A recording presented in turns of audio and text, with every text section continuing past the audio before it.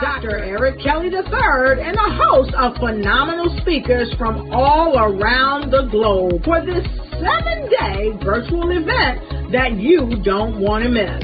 The mission of the Black Business Expo is to raise scholarship money from kids all the way from high school all the way from college. The Black Business Olympics is one of the largest Black business showcases in the world. It is an opportunity for businesses and companies to showcase their businesses globally. We are going to be giving away laptops up to $5,000 away to students.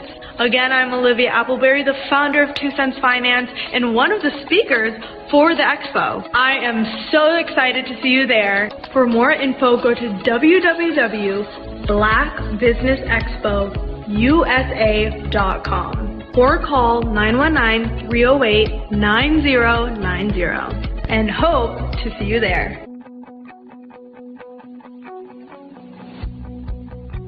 I am Black Business. From the moment I wake until the time I sleep. Yes, I am Black Business. I am Black Business. Tell me, are you Black Business? I am Black Business. Do you support Black businesses? Listen, I support Black business because I am Black Business. Black Business Expo, one of the largest business showcases in the history of Black business in the world. The world! Sign up today at www.blackbusinessexpousa.com or call 919-308-9090. I am Black Business. I am Black Business. From the moment I wake until the time I sleep, I am Black Business. I am Black Business. Are you Black Business? I am Black Business. Do you support Black businesses? I support Black business because I am Black Business.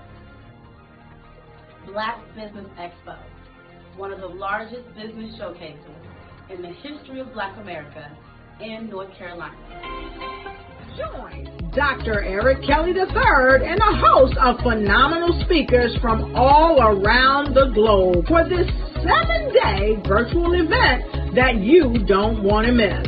The mission of the Black Business Expo is to raise scholarship money from kids all the way from high school all the way from college. The Black Business Olympics is one of the largest Black business showcases in the world. It is an opportunity for businesses and companies to showcase their businesses globally. We are going to be giving away laptops up to $5,000 away to students.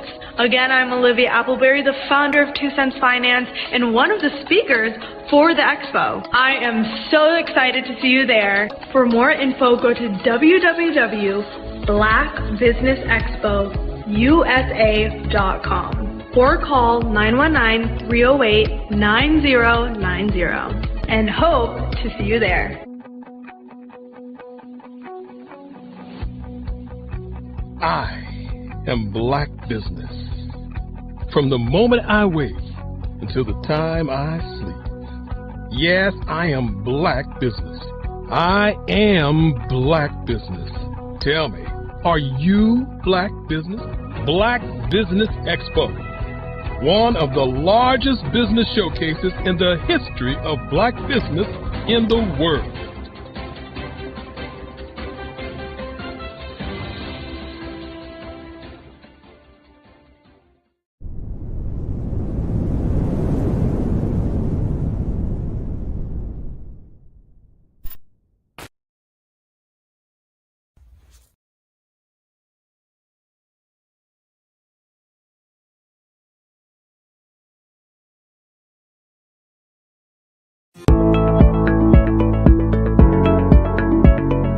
Prepare for what's coming and dominate in economic winter. Stand strong and thrive by showcasing your great products and services globally through the Black Business Network and Black Business Olympics. The Black Business Network has showcased over 2,000 companies with over $7 billion in sales each year. Over 10 million attendees have viewed the rebroadcast each month. Through the Black Business Olympics, unique styles of business training and mentoring are turning students into business owners and entrepreneurial warriors who will dominate in any economy. Gain the ultimate advantage of the Black Business Olympics, 7 days of unbelievable topics and speakers speaking around the globe. Donate your time and experience to provide expertise and scholarships to students worldwide and change the world. Now, more than ever, new insights, tools, strategies, and capabilities are needed. This is your chance for a major presentation to the world. Fill out the form and join the more than 2,000 speakers who have presented to over 200 countries. Join the Black Business Network streaming live into the Metaverse, STEM City, Black Multiverse Enterprises, Hulu, Amazon, YouTube, iHeartRadio, Apple, Facebook, LinkedIn, Pod TV, IBM TV, Spotify, and Google Podcasts. Sign up today. Spaces are limited, and we will see you there.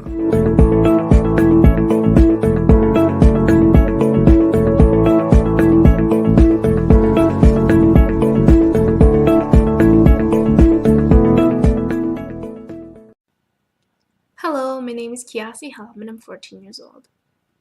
I think my genius would probably have to be setting goals and achieving them. I say this because ever since I was young, I always wanted to be an author, and at age 11, I ended up achieving this. But not only did I end up becoming an author, I ended up becoming a public speaker, a publisher, a business owner, all these great things. The name of my business is Written by Kids Publishing Company. I decided to start this company because I thought it was important for me to help kids my age express themselves through literacy and just achieve their own goals. Because to me, achieving goals is the best thing in the world to feel. It's you just achieving things and aspirations that you set for yourself. And I know that everybody is capable of this because even if you don't end up achieving the goal, you still tried your best, and that's the most important thing. And everybody is capable of this because genius is common. Thank you. Follow the Brand TV broadcast host, Grant McGaugh, as he visits with top executives and entrepreneurs to find out their secrets of success with their personal brand. Follow the Brand TV broadcast host as he focuses on brand development to build better relationships, bring value to your business, relationships, and career. You will enjoy listening to each episode that is tailored to speak to you directly. If you're looking for this type of clarity in terms of building your brand, you have tuned into the right station. Each episode will help you to shape a conversation in the 5-star BDM network of 20,000 professionals and become a springboard for your corporate engagement and business opportunities. Each guest will frame their story in the areas of personal branding, business development, career development, financial empowerment, and technology innovation. Grant McGaugh explains why he is the CEO and owner of his own professional career. Grant is an accomplished business leader and entrepreneur who wants to give back to individuals to grow their personal brand strategy. Tune in as he weaves his story about new possibilities, while to you exceed expectations. If you love storytelling, this show will make for fun.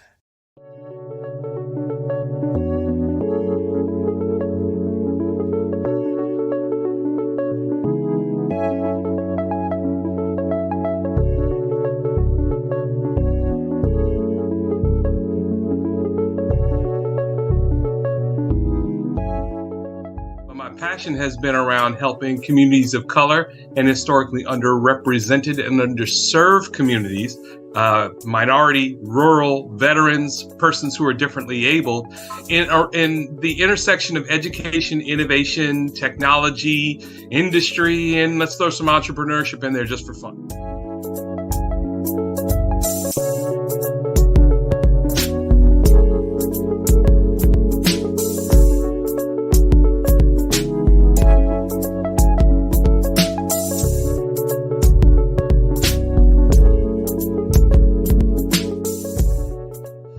See more around innovation, incubators, accelerators. I love the idea of going from innovation to commercialization.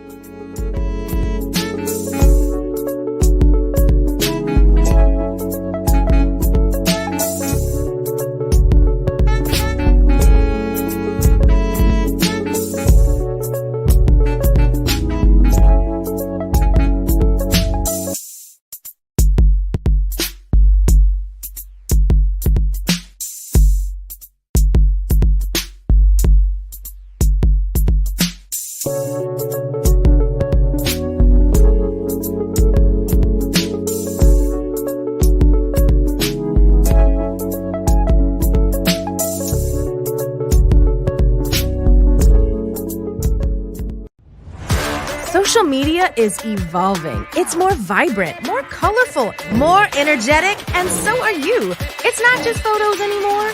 It's video, it's audio, it's subscriptions. And now there's Fanbase, a new monetized social network. Fanbase delivers the complete native app experience with full content monetization for every user. No algorithms that shadow ban your engagement or growth, and no ads. Follow anyone for free and subscribe directly to your favorite creators for $4.99 a month. Plus, show some love by tipping on any post. Also, make a Fanbase page and monetize your content the same way. Finally, connect with your followers by posting the amazing content you already create. And now, get paid for it. It's time to energize and monetize, because everyone's a fan of something and everyone has a fan base.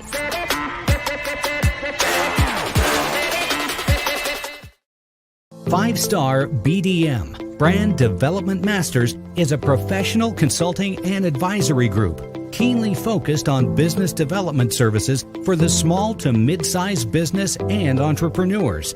Although every business is unique, they often share business development challenges that can be addressed through smart branding. Services include process improvement and operations, digital strategy and transformation, business intelligence, digital marketing, and personal branding.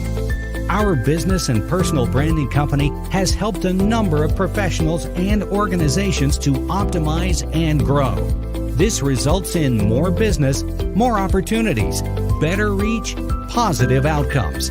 Visit www.fivestarbdm.com today to learn more. What if you could build your own city?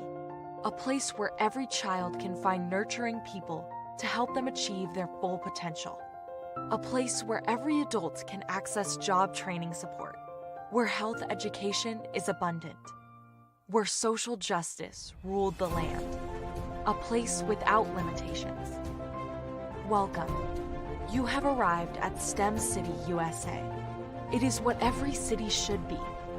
A safe and trusted community where you find people and resources to help you become everything you are and beyond. STEM City is unlike anything you have ever experienced. It is a digital twin of the world around you, only better. STEM City is about energy and soul renewal. It is more than a digital world. You can almost feel the power of live cultural events, music, and theater. STEM City promises a better future for children with caring mentors and hands-on activities with dedicated tutors to support our youth. STEM City is your passport to a healthy lifestyle with weekly events addressing our community's many issues. STEM City is your financial well-being with helpful information on wealth management, career advancement, job training, and so much more. STEM City is the community you deserve. It is the city where your dreams can come true. STEM City USA, a place in the sky that is accessible to all who reach for the stars.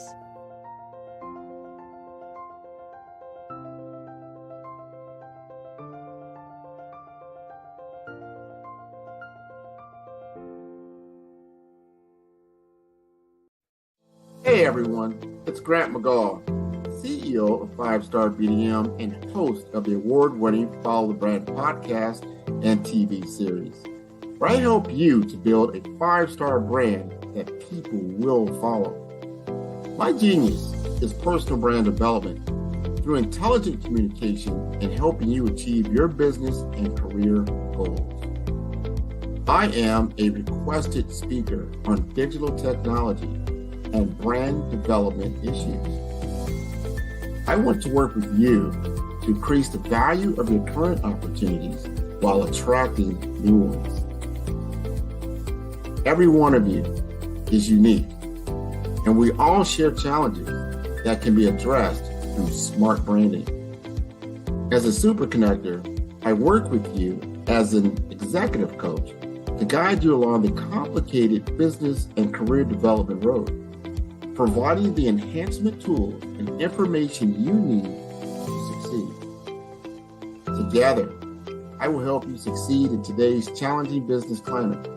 I will evaluate and measure your progress. Best of all, I am right alongside you every step of the way. Build the brand called you. Genius is coming. Have you ever seen a parent stressed out and needed a stress reliever with their child? One morning I was coming out of a store and saw a mother and her 3 or 4-year-old son.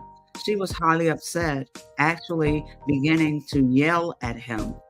However, the more upset she became, it seemed the calmer the child became. He sat down on the sidewalk, crisscross applesauce, folded his arms, and looked up at her with a smile. You see, the angrier she became, the calmer he became, because he had the control of the situation. Hi, I'm Frizelma Lynn. I am the CEO and founder of Frizelma Teaching Parents, LLC.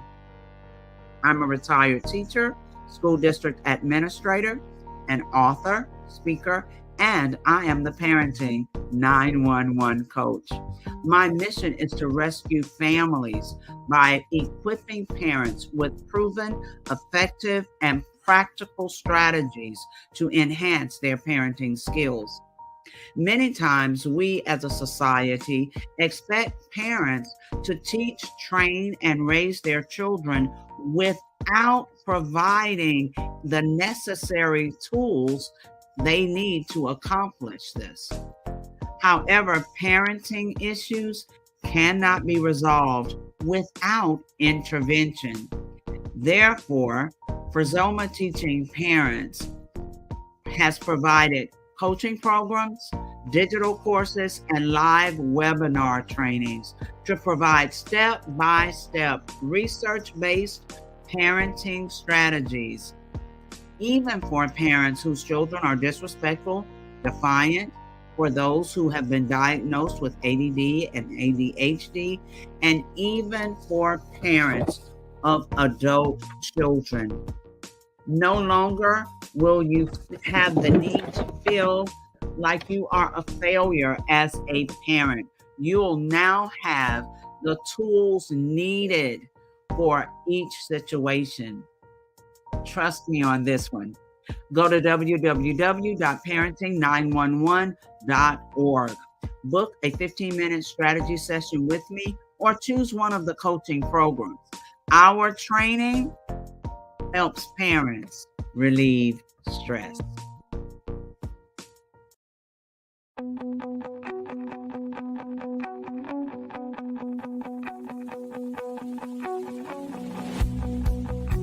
I am Black Business. From the moment I wake until the time I sleep. Yes, I am Black Business. I am Black Business. Tell me, are you Black Business? I am Black business. Do you support Black businesses? Listen, I support Black business because I am Black business. Black Business Expo, one of the largest business showcases in the history of Black business in the world.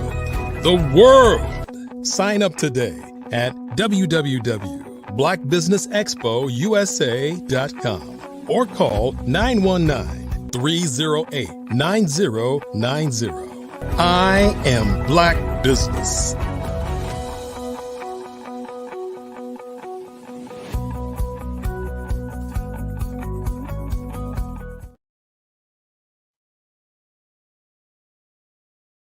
Owners. Good evening, business owners, entrepreneurs, thought leaders, and corporations. Welcome to the Black Business Network. My name is Frizelma Lynn, and I am your business moderator for this evening on the Black Business Network. The Black Business Network is a 24-hour business network showcasing Black businesses, business owners, entrepreneurs, and thought leaders worldwide.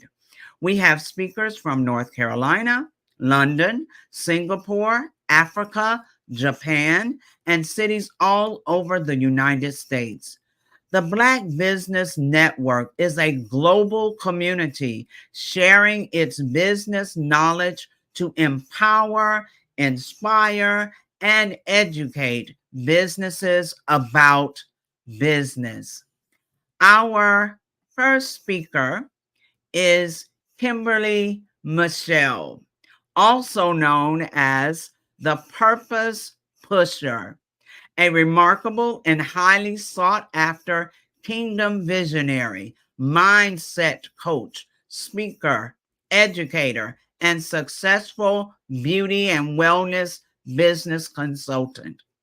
Most recently, the recipient of the 2023 Presidential Lifetime Achievement Award from the President of the United States.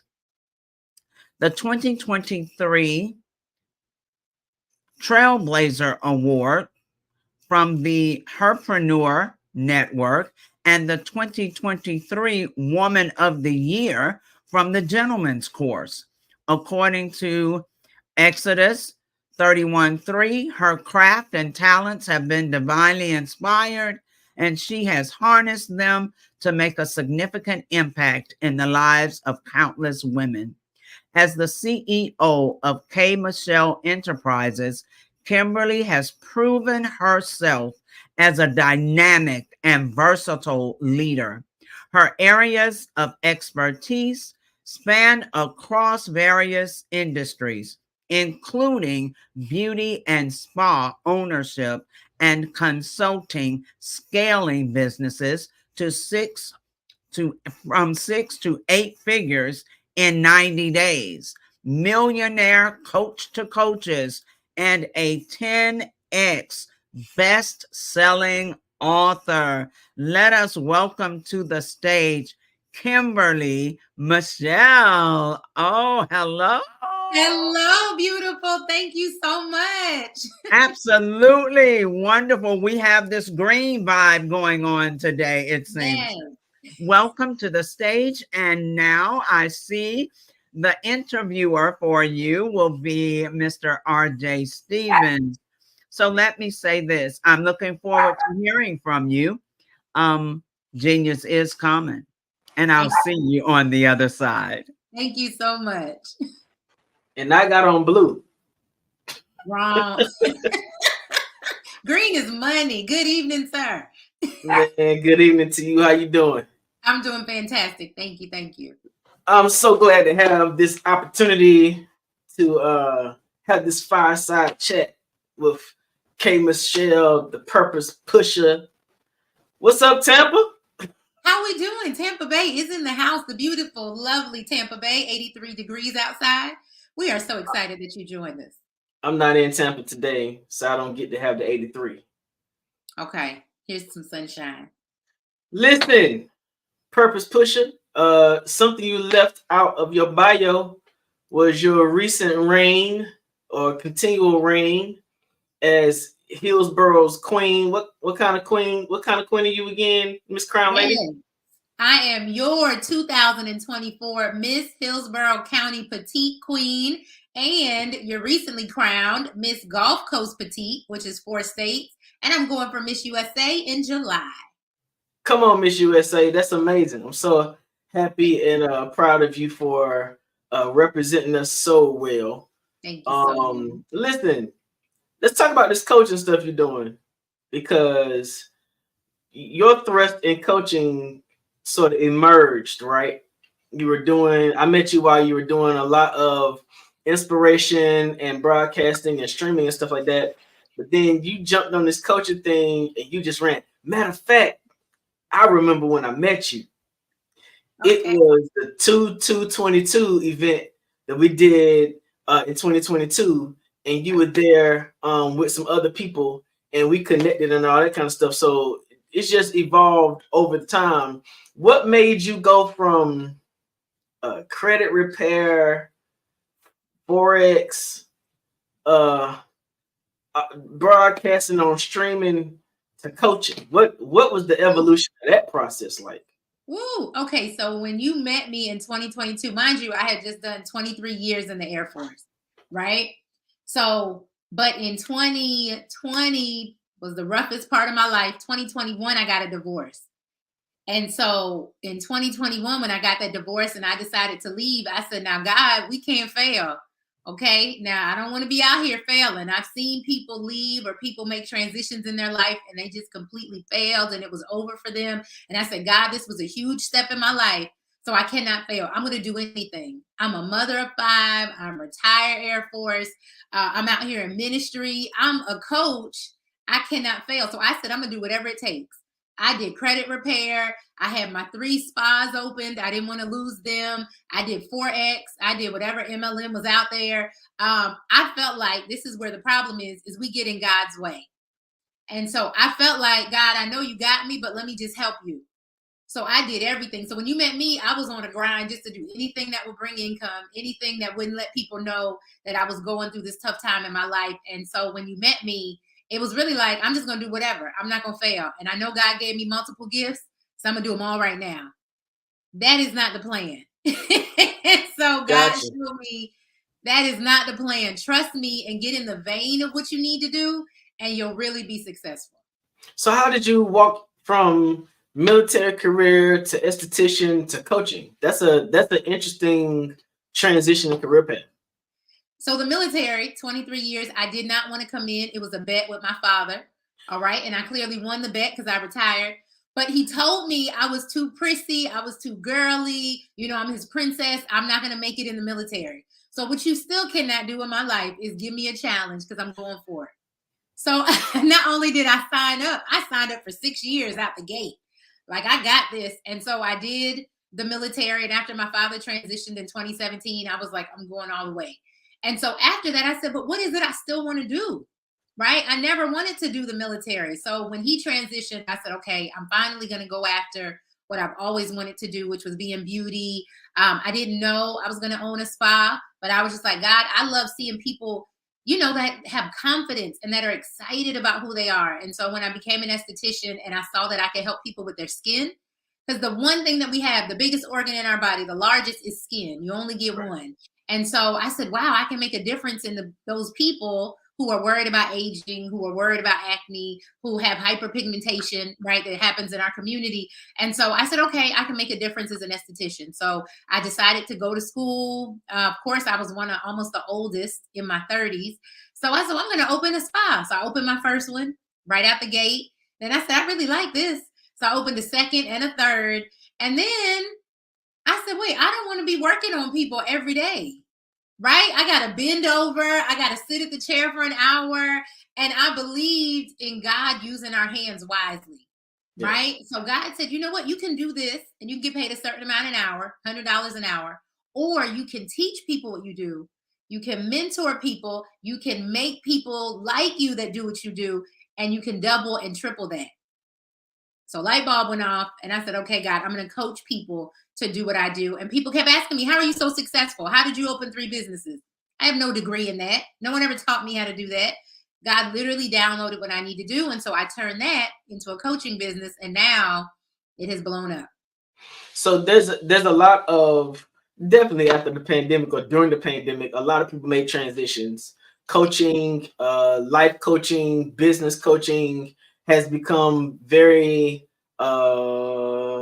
normal for people to walk into after they finish one career experience.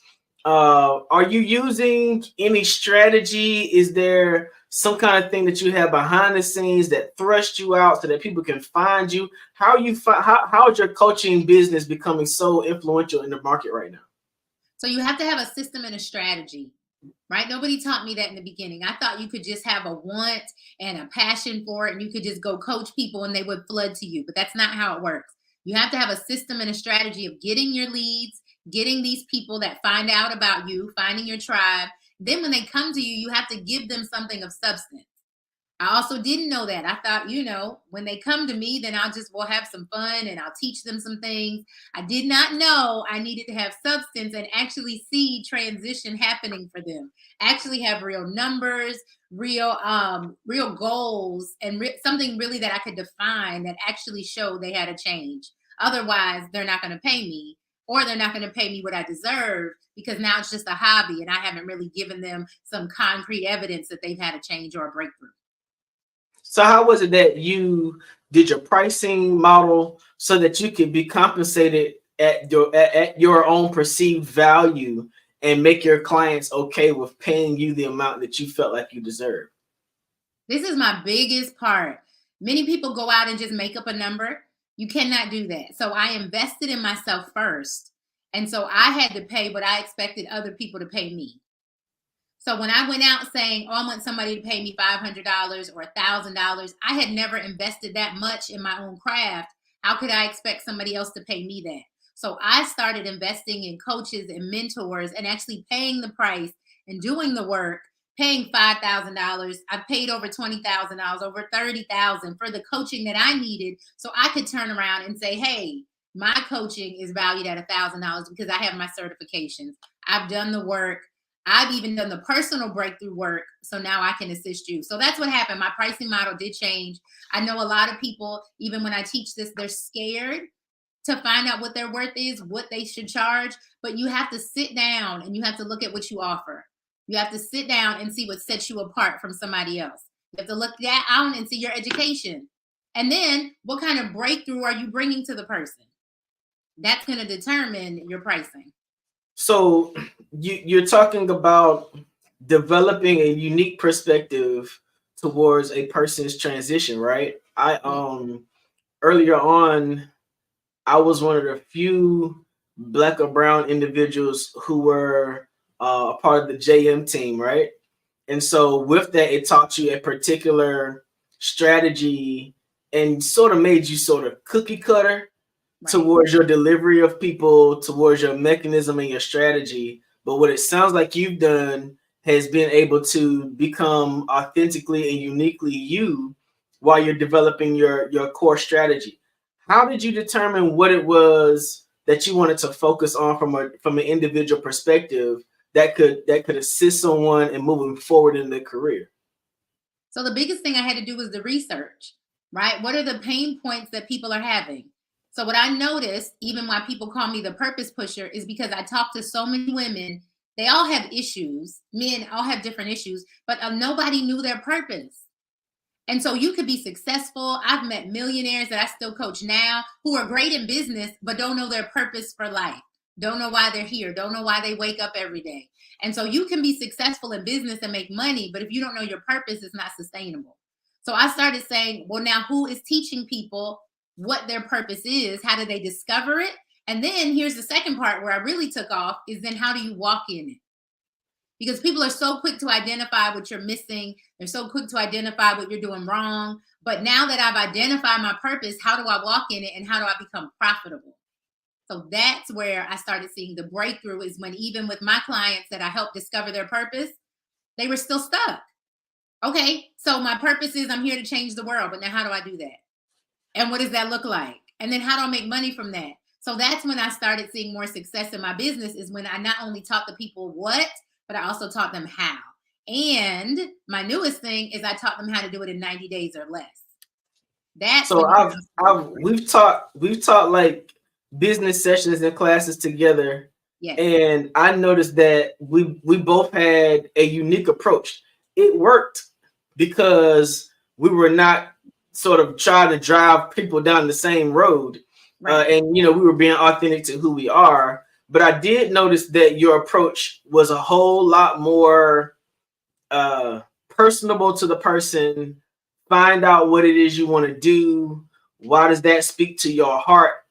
Have you found that you're getting better results as you're transitioning people that way than what you would normally see in a normal business coaching process?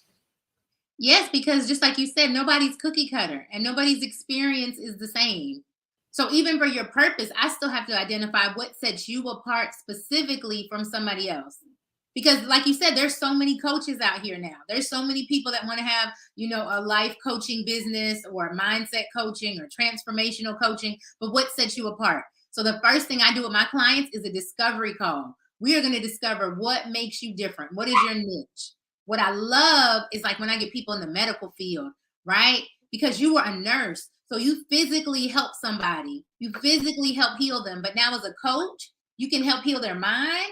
You're just, you're a double, what's the word? You're double threat. You can really help somebody more than in just one area, because now you can apply your medical principles. I had a young lady. She's my favorite one so far. She went to jail, right, for doing money laundering. She did some bad things with money.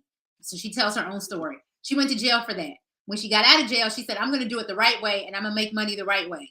She started doing that, started a coaching business. But then she got in front of some Caucasian people, and because of her past, she said she didn't know how to reach them. I said, don't be afraid of your past, address your past.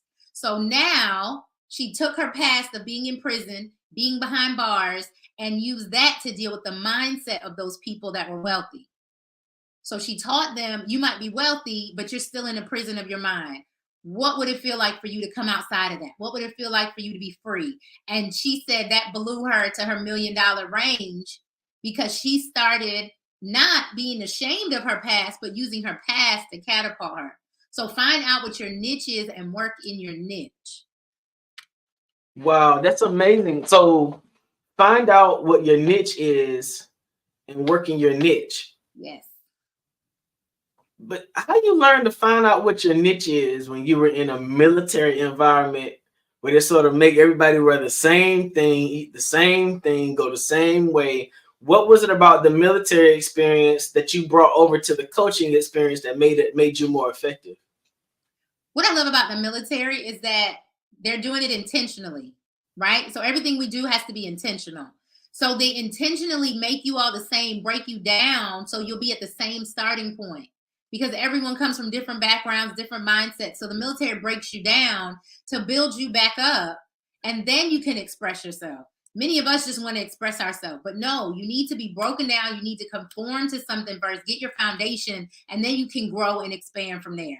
But let's build the house first. Let's get the foundation before you're trying to tell me about the inside and the crown molding and the different floors. We just need the foundation first. Do we have a house? Because you're too worried about what's going inside. So the first thing you have to do, even with your business or be successful in business, is what is your foundation? Who are you marketing to? What are you trying to sell? What is the reason for you doing what you're doing? You're doing because business is not easy and it's not always fun. So if you know your purpose for doing it, it changes the way you do business. That's awesome. If you know your purpose, it changes the way you do business. Now, what if I am knee deep in business, invested in, like locked and loaded, but I realize one day that I don't have passion for this anymore? What do you suggest for people who are looking for a moment to transition? First of all, passion will not get you anywhere. I love having these conversations with you, RJ, because passion is what our problem is anyway. We are chasing passion. Stop worrying about what makes you feel good and what makes you smile. No, it's what do you purpose to do? Right? I'm sure there's a lot of things in life that you could be successful at, but that is not your purpose. So if you are knee deep in something that you just have a passion for, you need to stop and refocus and probably redirect yourself. First of all, there's nothing wrong with redirection before it's too late.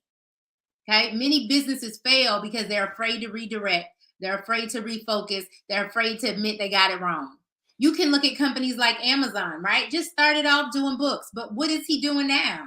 Where have they refocused now? Where have they repositioned to, right? Walmart. People say, oh, Walmart was doing great. But then Walmart said, we got to jump on the digital train. We got to jump on having shoppers.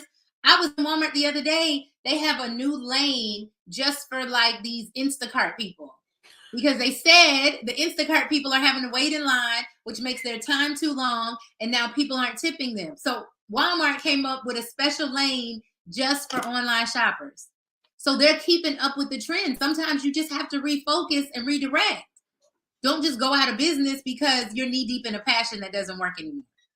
So you're talking about focusing and redirecting, and now you redirecting to pushing your passion as the petite princess.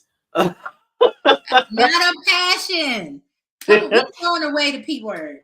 How does what you've been doing line up with your purpose as you're showing it as you've been pushing towards being crowned as a queen to represent these communities as a petite queen? How does all that? How did you pull all that together?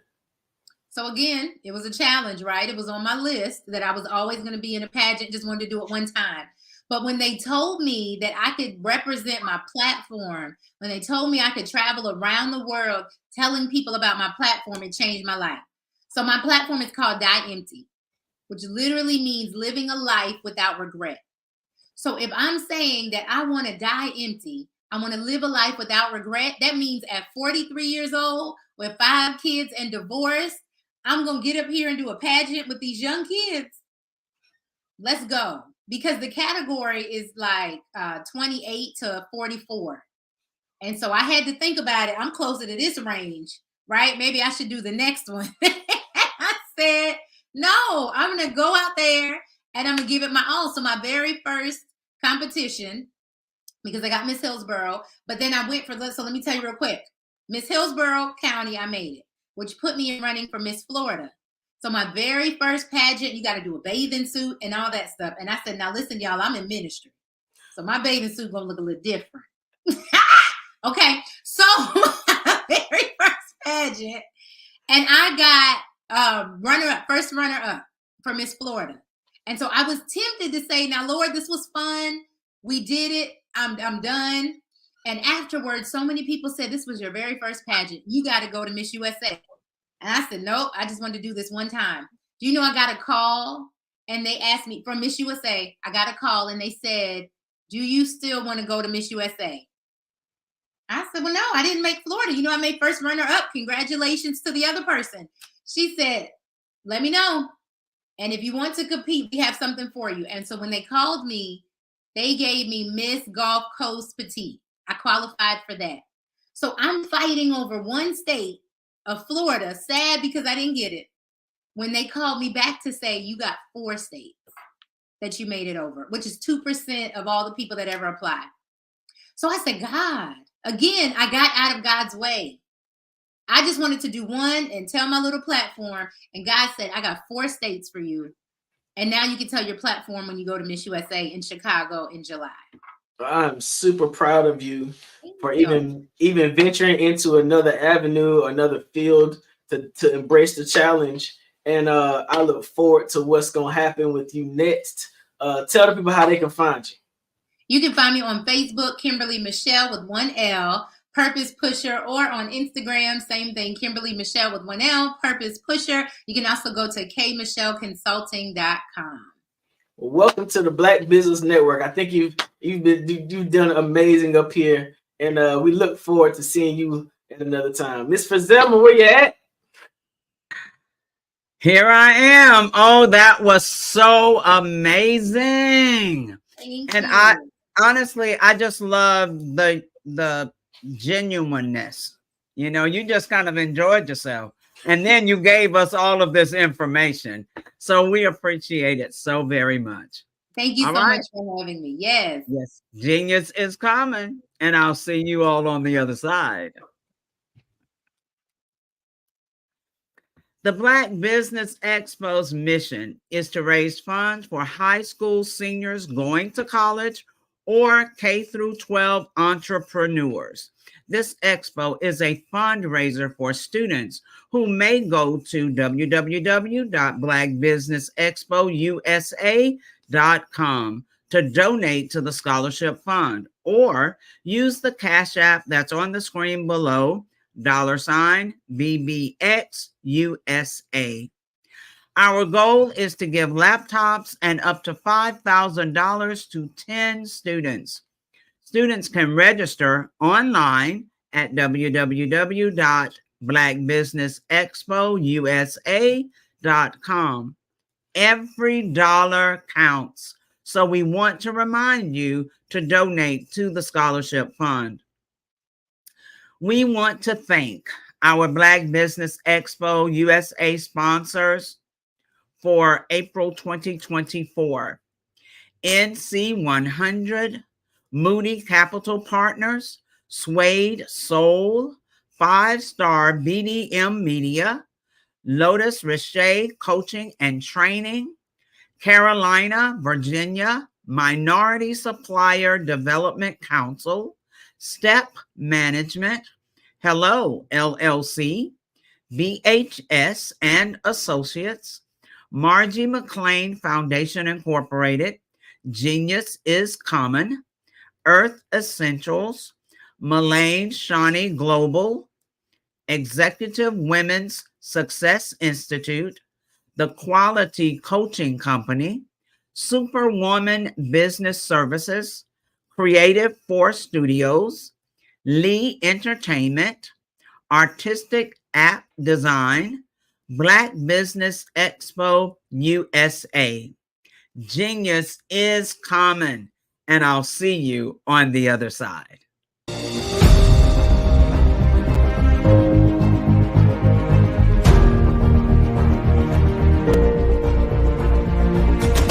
Hello, ladies and gentlemen. Allow me to introduce myself. My name is Tara Bush, and I am the co-founder and COO of the Hello LLC, where our mantra is helping everyone live life optimally. And more importantly, helping entrepreneurs leverage leading-edge optimizations. We help businesses build, brand, automate, and pivot into the future. With over 22 years of corporate C-level experience, I carry a wealth of knowledge and expertise in my professional portfolio. My professional journey has encompassed various facets of business, executive leadership, project management, marketing, systems, space planning, and strategy implementation. I have had the pleasure of partnering with and managing multi-million-dollar projects for the top Fortune 500 companies, prestigious universities, and well-known sports teams around the world, like ExxonMobil, Apple, Samsung, Citgo, HP, Ziegler Cooper, the Houston Astros, the Dallas Cowboys, Bank of America, and Vanderbilt University. What fuels my drive is a passion for innovation and creativity that knows no bounds. I thrive on pushing the boundaries and thinking outside the box to bring fresh, ingenious ideas to the forefront. I turn visions into reality. As a leader, I am a steadfast advocate for integrity and creativity. I am driven by a profound desire to help individuals and businesses create their own return on time investment while leveraging technology. At the Hello LLC, we are more than just a 3D digital marketing agency. We are a community committed to helping, building, and thriving together with integrity. We can either show you, teach you, or do it for you. We believe in the power of innovation to transform the status quo. My fellow professional powerhouses, in the spirit of abundance, I firmly believe that there is enough prosperity in this world for all of us to thrive together. So, I invite you to make the pivot because the future is already here.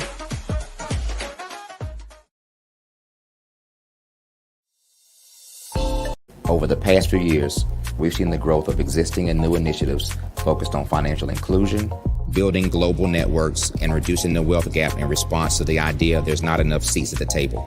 Whether their outcomes are to increase the representation of Black executives on corporate boards, ensure an inclusive global economy, or to create new U.S. African commercial pathways, the strategies are often carried out by separate programs.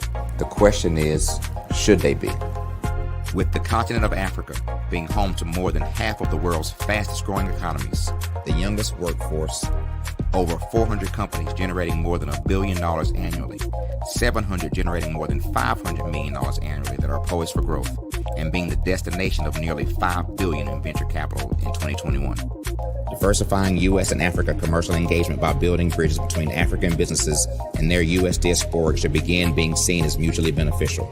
From helping to reduce Africa's enormous capital gap to catalyzing two-way trade opportunities, the COVID-19 global pandemic hopefully has taught us that global challenges and opportunities are more interconnected than we thought.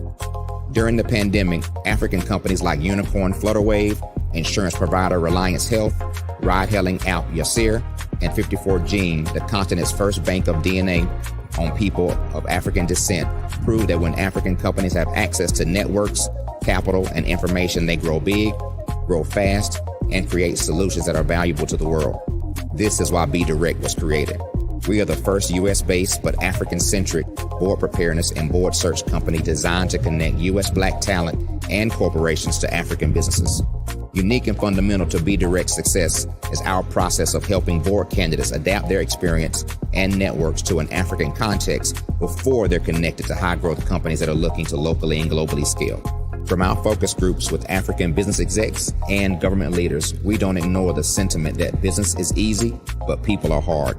Having a pool of board candidates with hard-to-access networks and extensive experience across the business lifecycle, including successfully raising capital, is table stakes for an initiative like this. So yes, we have that. But corporate or entrepreneurial success in the U.S. does not guarantee success in Africa. Developed alongside industry partners on the continent, our training program, Be Direct Prep, is designed to transpose their experience to create cultural comfort, understanding, and a commitment to helping businesses in Africa scale. Our board governance sessions are African continental and country specific, integrated with cultural awareness and dexterity training, masterclasses led by African industry execs, and mentoring and coaching from African continental-based facilitators. But even more unique to Be Direct Prep, we cap off our training program with an immersion trip to help candidates that have not been to Africa before see and feel Africa's complexity and opportunity from African soil. We all know traditional network-based board placement has historically left a lot of us out of ever really being in the paid board pipeline. Our strategy supports the work of many great organizations that are successfully filling seats at U.S. board tables by creating more tables for those that are still left on the sideline. It's time to start seeing the role and value of U.S. Black talent and businesses on the continent of Africa differently. Old perceptions and habits limit economic inclusion. Let's transition Black talent and the African businesses they will support from the periphery of the global economy to its core. Living in a global lockdown, we all know now how fast local and global economies can change, and see the value of having businesses that hire, strengthen local value chains, and even grow globally. Status quo in any form holds back progress. We must democratize U.S.-Africa commercial engagement by socially and economically connecting cultures that have long been disconnected. It's time for Africa's U.S. diaspora to redefine their global value by helping African businesses scale continentally and globally.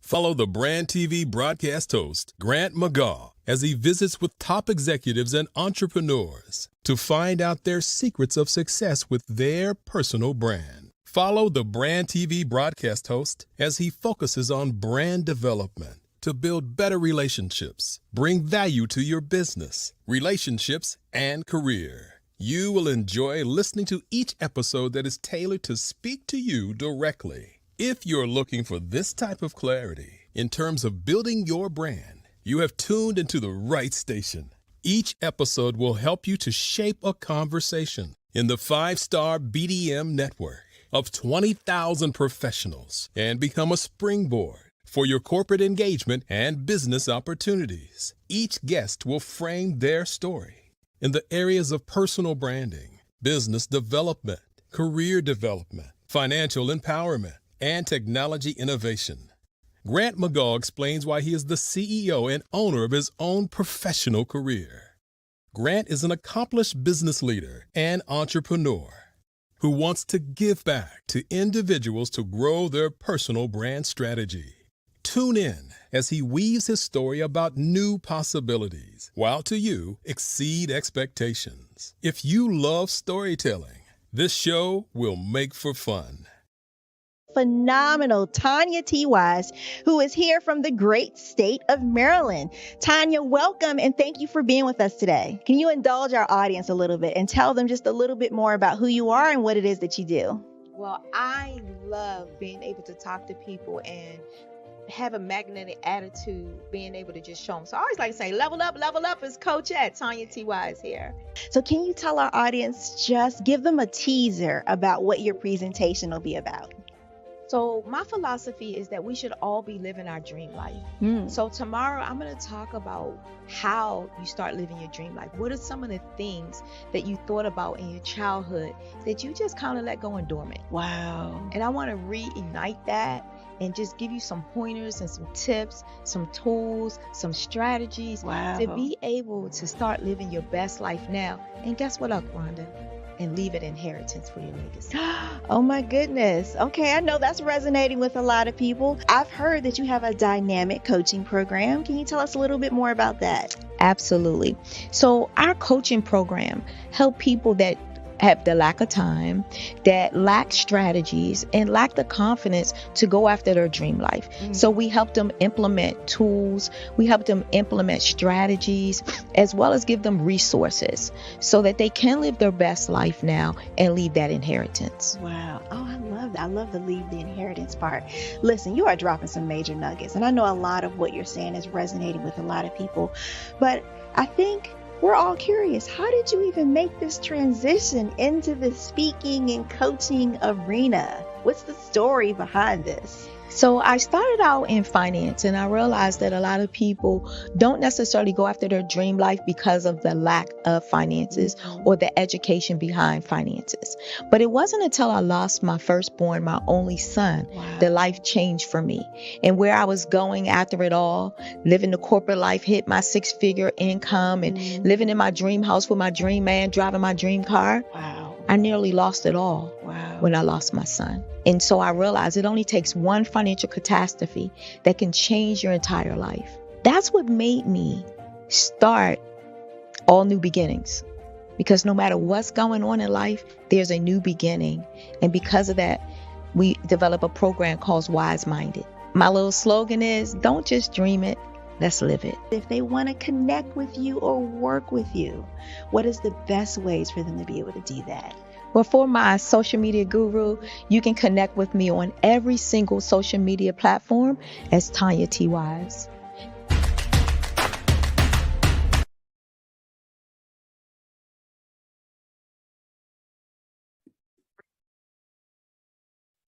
Hello, I'm Dr. Madeline Ann Lewis, President and CEO of the Executive Women's Success Institute.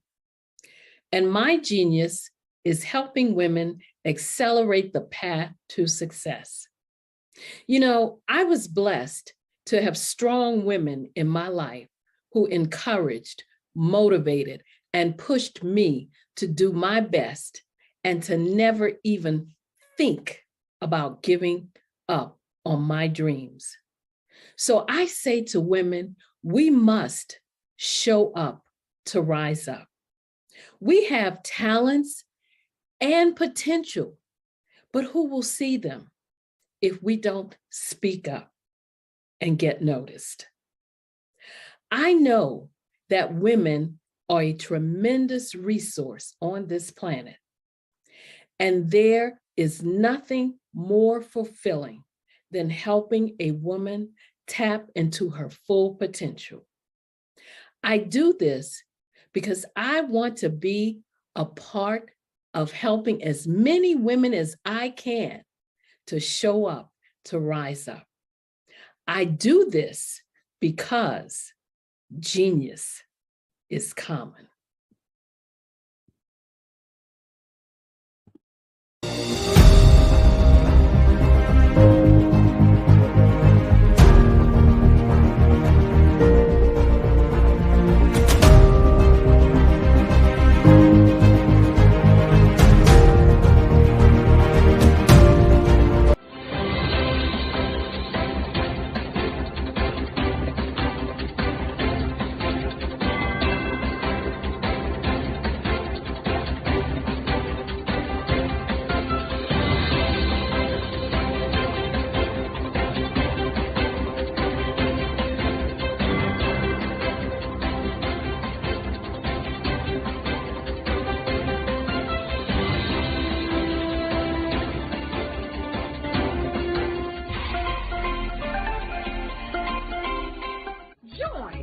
Dr. Eric Kelly III and a host of phenomenal speakers from all around the globe for this 7-day virtual event that you don't want to miss.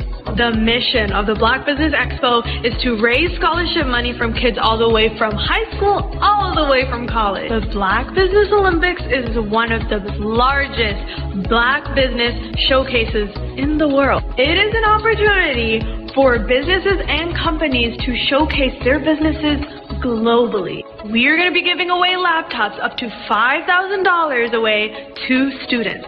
Again, I'm Olivia Appleberry, the founder of 2 Cents Finance and one of the speakers for the expo. I am so excited to see you there. For more info, go to www.blackbusinessexpousa.com or call 919-308-9090 and hope to see you there. I am Black Business. From the moment I wake until the time I sleep. Yes, I am Black Business. I am Black Business. Tell me, are you Black Business? I am Black Business. Do you support Black businesses? Listen, I support Black business because I am Black Business. Black Business Expo, one of the largest business showcases in the history of Black business in the world. The world! Sign up today at www.blackbusinessexpousa.com or call 919-308-9090. I am Black Business. I am Black Business. From the moment I wake until the time I sleep, I am Black Business. I am Black Business. Are you Black Business? I am Black Business. Do you support Black businesses? I support Black business because I am Black Business. Black Business Expo, one of the largest business showcases in the history of Black America in North Carolina. Join Dr. Eric Kelly III and a host of phenomenal speakers from all around the globe for this 7-day virtual event that you don't want to miss. The mission of the Black Business Expo is to raise scholarship money from kids all the way from high school, all the way from college. The Black Business Olympics is one of the largest Black business showcases in the world. It is an opportunity for businesses and companies to showcase their businesses globally. We are going to be giving away laptops up to $5,000 away to students. Again, I'm Olivia Appleberry, the founder of 2 Cents Finance and one of the speakers for the expo. I am so excited to see you there. For more info, go to www.blackbusinessexpousa.com or call 919-308-9090 and hope to see you there.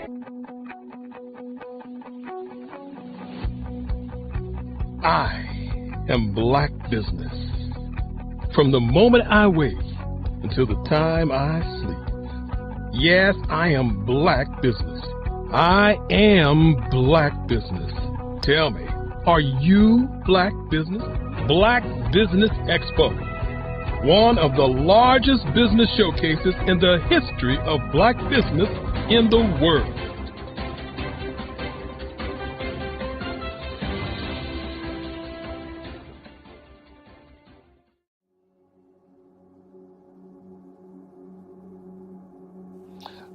I was born and raised in southeastern West Virginia, the coal fields. My father was an AME minister. For me, I was very fortunate. Even though I grew up in the segregated South, I was surrounded by flourishing Black businesses. Doctors, lawyers, bankers, dentists. They were all there and they were all successful. And I guess that's part of my dream, is to see that success come back. My name is Joseph Simmons, and I am the founder of the Center for Micro Entrepreneurial Training. We have this moment in time where we can change the trajectory of people. And our focus is on women, Black and brown entrepreneurs, and their access to capital, their ability to build thriving businesses, the ability to employ people. There's a study that showed that in those three communities, especially Black and brown communities, $1 stays in those communities for 30 minutes. In white community, $1 stays in their communities for 8 hours. So think about it. For you in a Black or brown community to get gas, to get food, to go to a restaurant, you've got to leave your community, take those dollars out of that community and take it to another community that's already being well served. So if we can reverse that, if we can go from 30 minutes to an hour to 2 hours, that's progress. That's what we need to do. I was with SCORE, and then in May of 2020, of course, the events happened in regards to the murder of George Floyd. The other thing that I was experiencing was the denials of federal funds for small businesses. And it revolved around one thing. These businesses were not being prepared for grants and for government programs. And I came up with the idea for the Center for Micro-Entrepreneurial based off those two things. Morgan Stanley had a report out in 2020, first quarter, and it talked about there were 3 groups that were massively devastated by COVID-19 on their business. That was 1, women, number 2, Black, and number 3, brown entrepreneurs. The research showed that they had less cash on hand, they had less opportunity to go into a bank and get money, and they were very dependent on family and friends to keep their business up and running. If we can focus on those 3 groups, then we can have a dramatic impact on our communities. Really, the focus is on 3 areas. And those 3 areas are 1, the people, number 2, the courses, and number 3, a support network.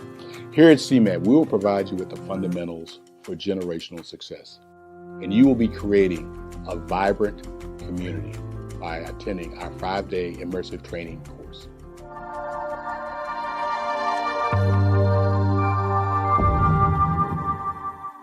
Five-Star BDM, Brand Development Masters, is a professional consulting and advisory group keenly focused on business development services for the small to mid-sized business and entrepreneurs. Although every business is unique, they often share business development challenges that can be addressed through smart branding. Services include process improvement and operations, digital strategy and transformation, business intelligence, digital marketing, and personal branding. Our business and personal branding company has helped a number of professionals and organizations to optimize and grow. This results in more business, more opportunities, better reach, positive outcomes. Visit www.fivestarbdm.com today to learn more.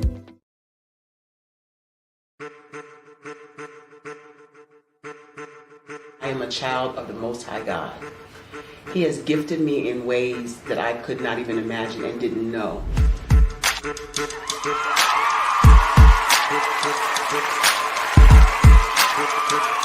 There was a time when I didn't know who I was. I listened to other people tell me who I should be, what I should do. I listened to people telling me that I should be a boutique owner, that I should be a construction manager, that I should be a laborer. Have you ever felt like you should do something else, be something else, go somewhere else, be wherever you wanted to be, and you felt like you were in a box? Anybody in the room? And you couldn't get out? Anybody in the room? And you kept trying to go and go and you couldn't get out? Anybody in the room? But let me tell you, you need to rock the box. Rock the box.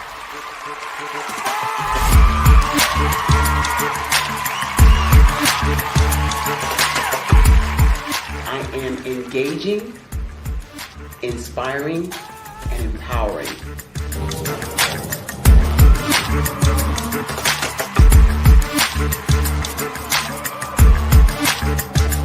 I would give you everything I know. Just by touching you, if I could, by osmosis, give you every single thing I've learned, I've gone through, I know I would. We know that's not possible, but as it is possible, I love to share information with people. Some of you out there, people have told you that you can't be, you can't have, you can't do. But I will tell you, like Kingston said, you can, you must, and you will. If it's to be, it's going to be me. You got to say it. If it's to be, it's going to be. If it's to be, it's going to be. If it's to be, it's going to be.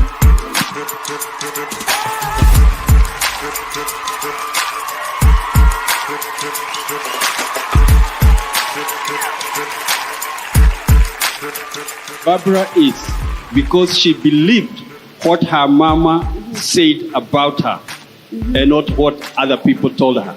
Every day you wake up, when you're in a situation, it's your choice whether it's an advantage or the disadvantage. She gained her confidence and her life, and now she is a testimony.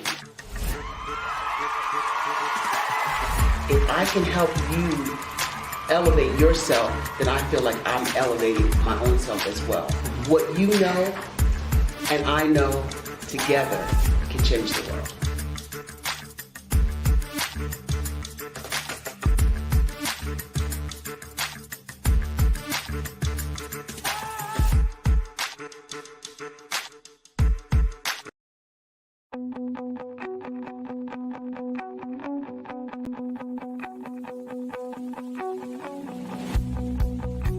I am Black Business.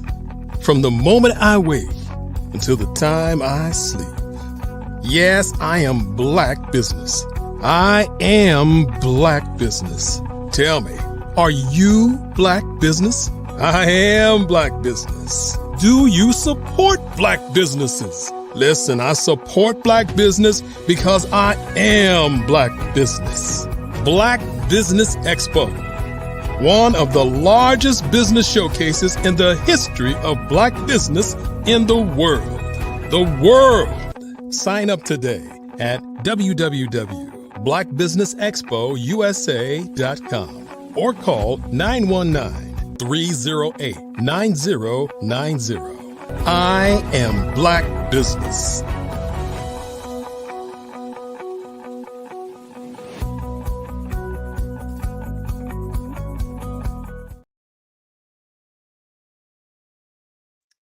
Good evening, business owners, entrepreneurs, thought leaders, and corporations.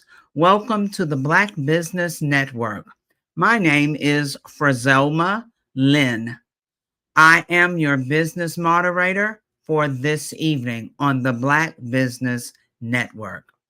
The Black Business Network is a 24-hour business network showcasing Black businesses, business owners, entrepreneurs, and thought leaders around the world.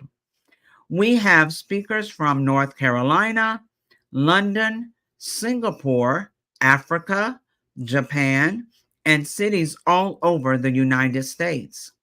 The Black Business Network is a global community sharing its business knowledge to empower, inspire, and educate businesses about business. Our next speaker is Wesley Green.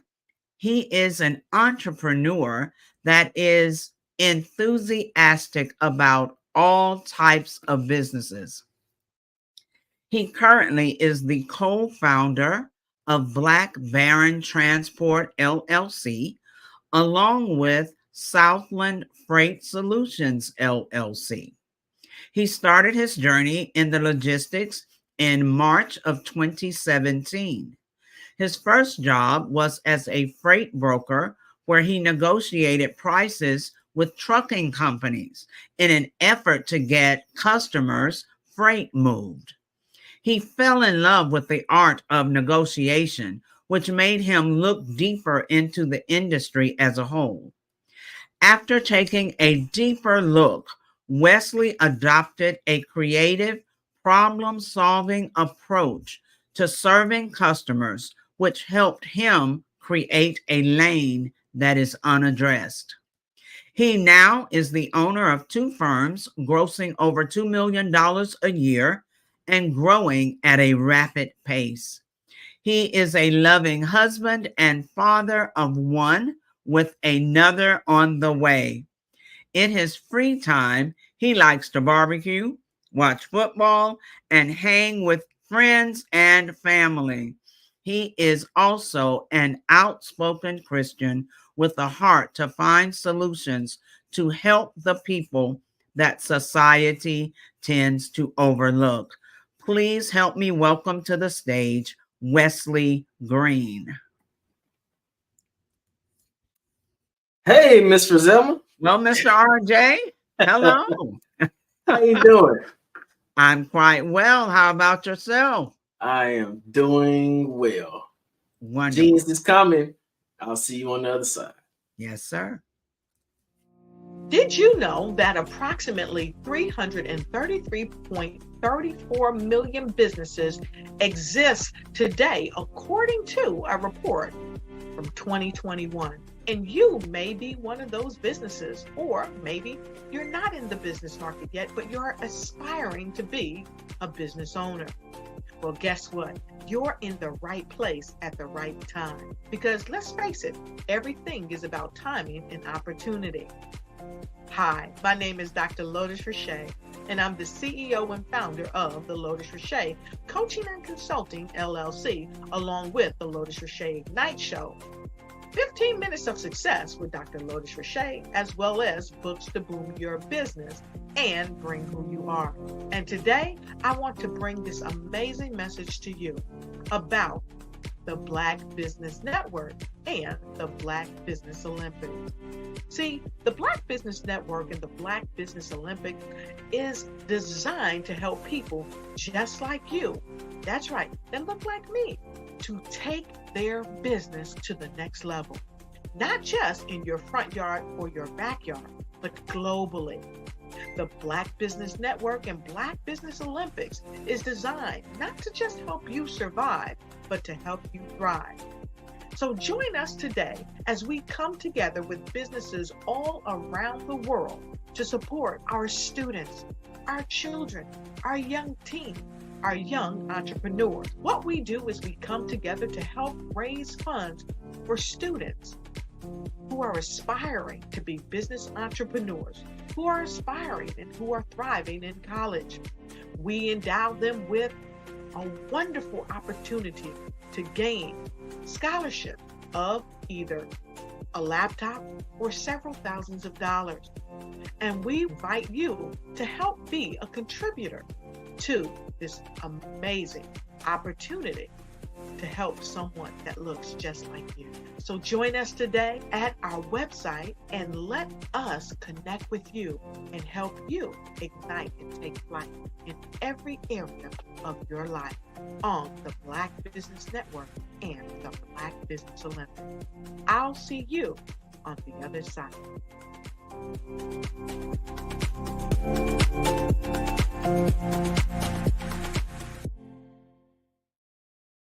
I'd like you to imagine with me, if you will, opening an app where you can collaborate with like-minded individuals from around the world, get inspiration and in-app tools to launch and grow your business, as well as share your knowledge and earn compensation, all in one app.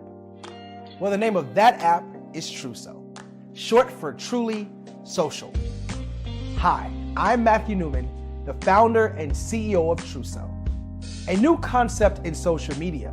Truso is designed from the ground up to be a platform that's both social and empowering for all its users. How exactly do we do that?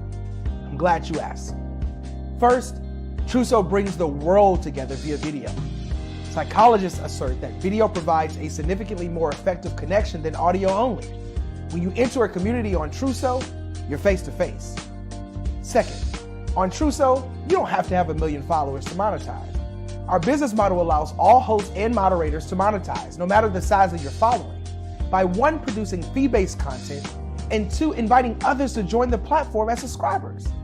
Even more, Truso has an in-app resource library with over 100 free resources, forms, and documents to help you build your brand and grow your business.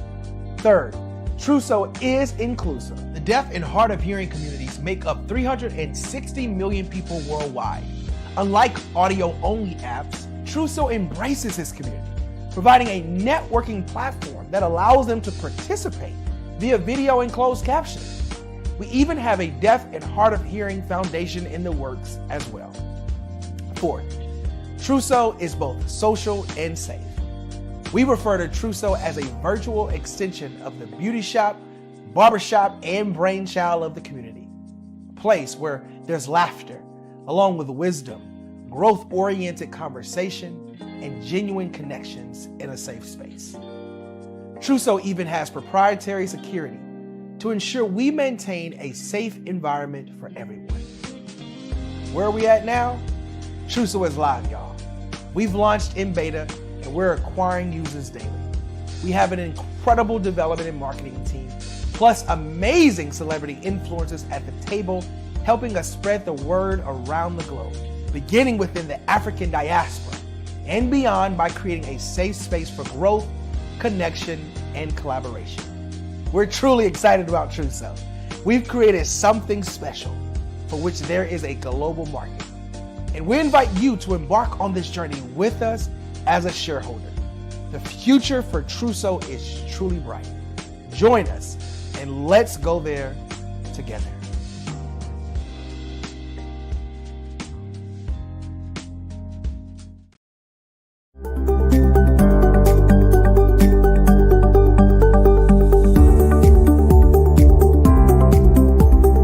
My name is Katie Bennett, and I own Lexicon Presents Publishing. We are a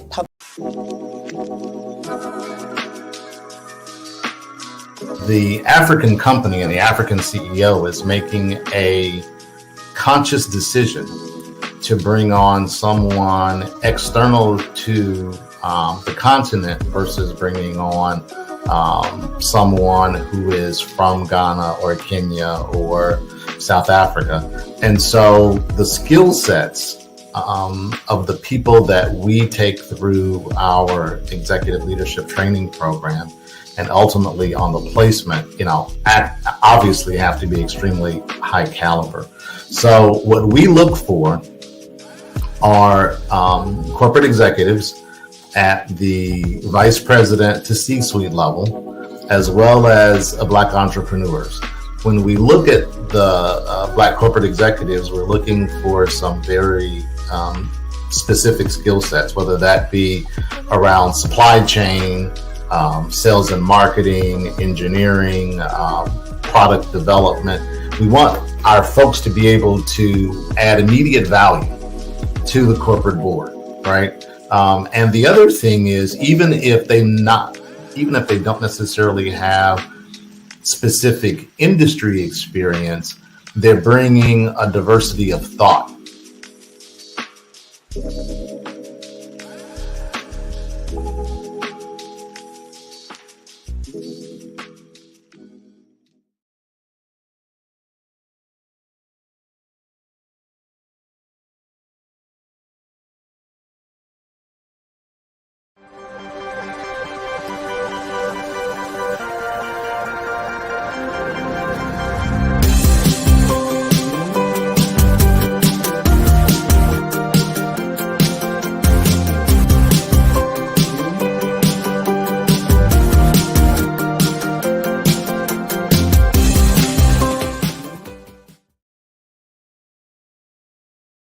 Are you a forward-thinking entrepreneur or business owner? The world is changing faster than ever, and it's time to pivot and adapt to the future. Hello LLC is here to help you do just that. Hello stands for helping Welcome back, ladies and gentlemen, for a fireside chat with Wesley Green and RJ Stevenson. Well, you got RJ Stevenson. Hey, Miss Brazilma, how you doing? I'm doing quite well, RJ. How are you? I'm doing well. Wonderful. So we're having some technical difficulties. It's all good because you know what? I want to know more about Miss Brazilma Lynn. Well. And I am more than happy to let you know. I am at this point in life, I am the parenting 911 coach. So, just listening to the previous conversation with you and Kimberly Michelle, and you mentioned how her coaching had evolved. You know how things start off one way, but they should evolve as times change, as trends change. So I've started as the parenting 911 coach, going to different schools and school districts and presenting workshops for parents, whether it was in person or virtual. And now that has also evolved into school districts wanting me to work with their faculty. Because if we're giving training to parents to provide additional tools for parents, we have to also look on the other side of that coin and make sure we have professional development provided for teachers to know how to work with parents. So right now, that's where I am, and moving into, still evolving, moving into the Parenting 911 University, where we will coach people, train them. We will train coaches to become Parenting 911 coaches and do what I do. So, of course, they will have to have credentials, because they will not only work with parents, they will also work with teachers. We need to bring the entire community back together, not isolating parents who really are the number one stakeholders for their child's education. Ms. Roselma, now, I'm in ministry and coaching, and people are interested.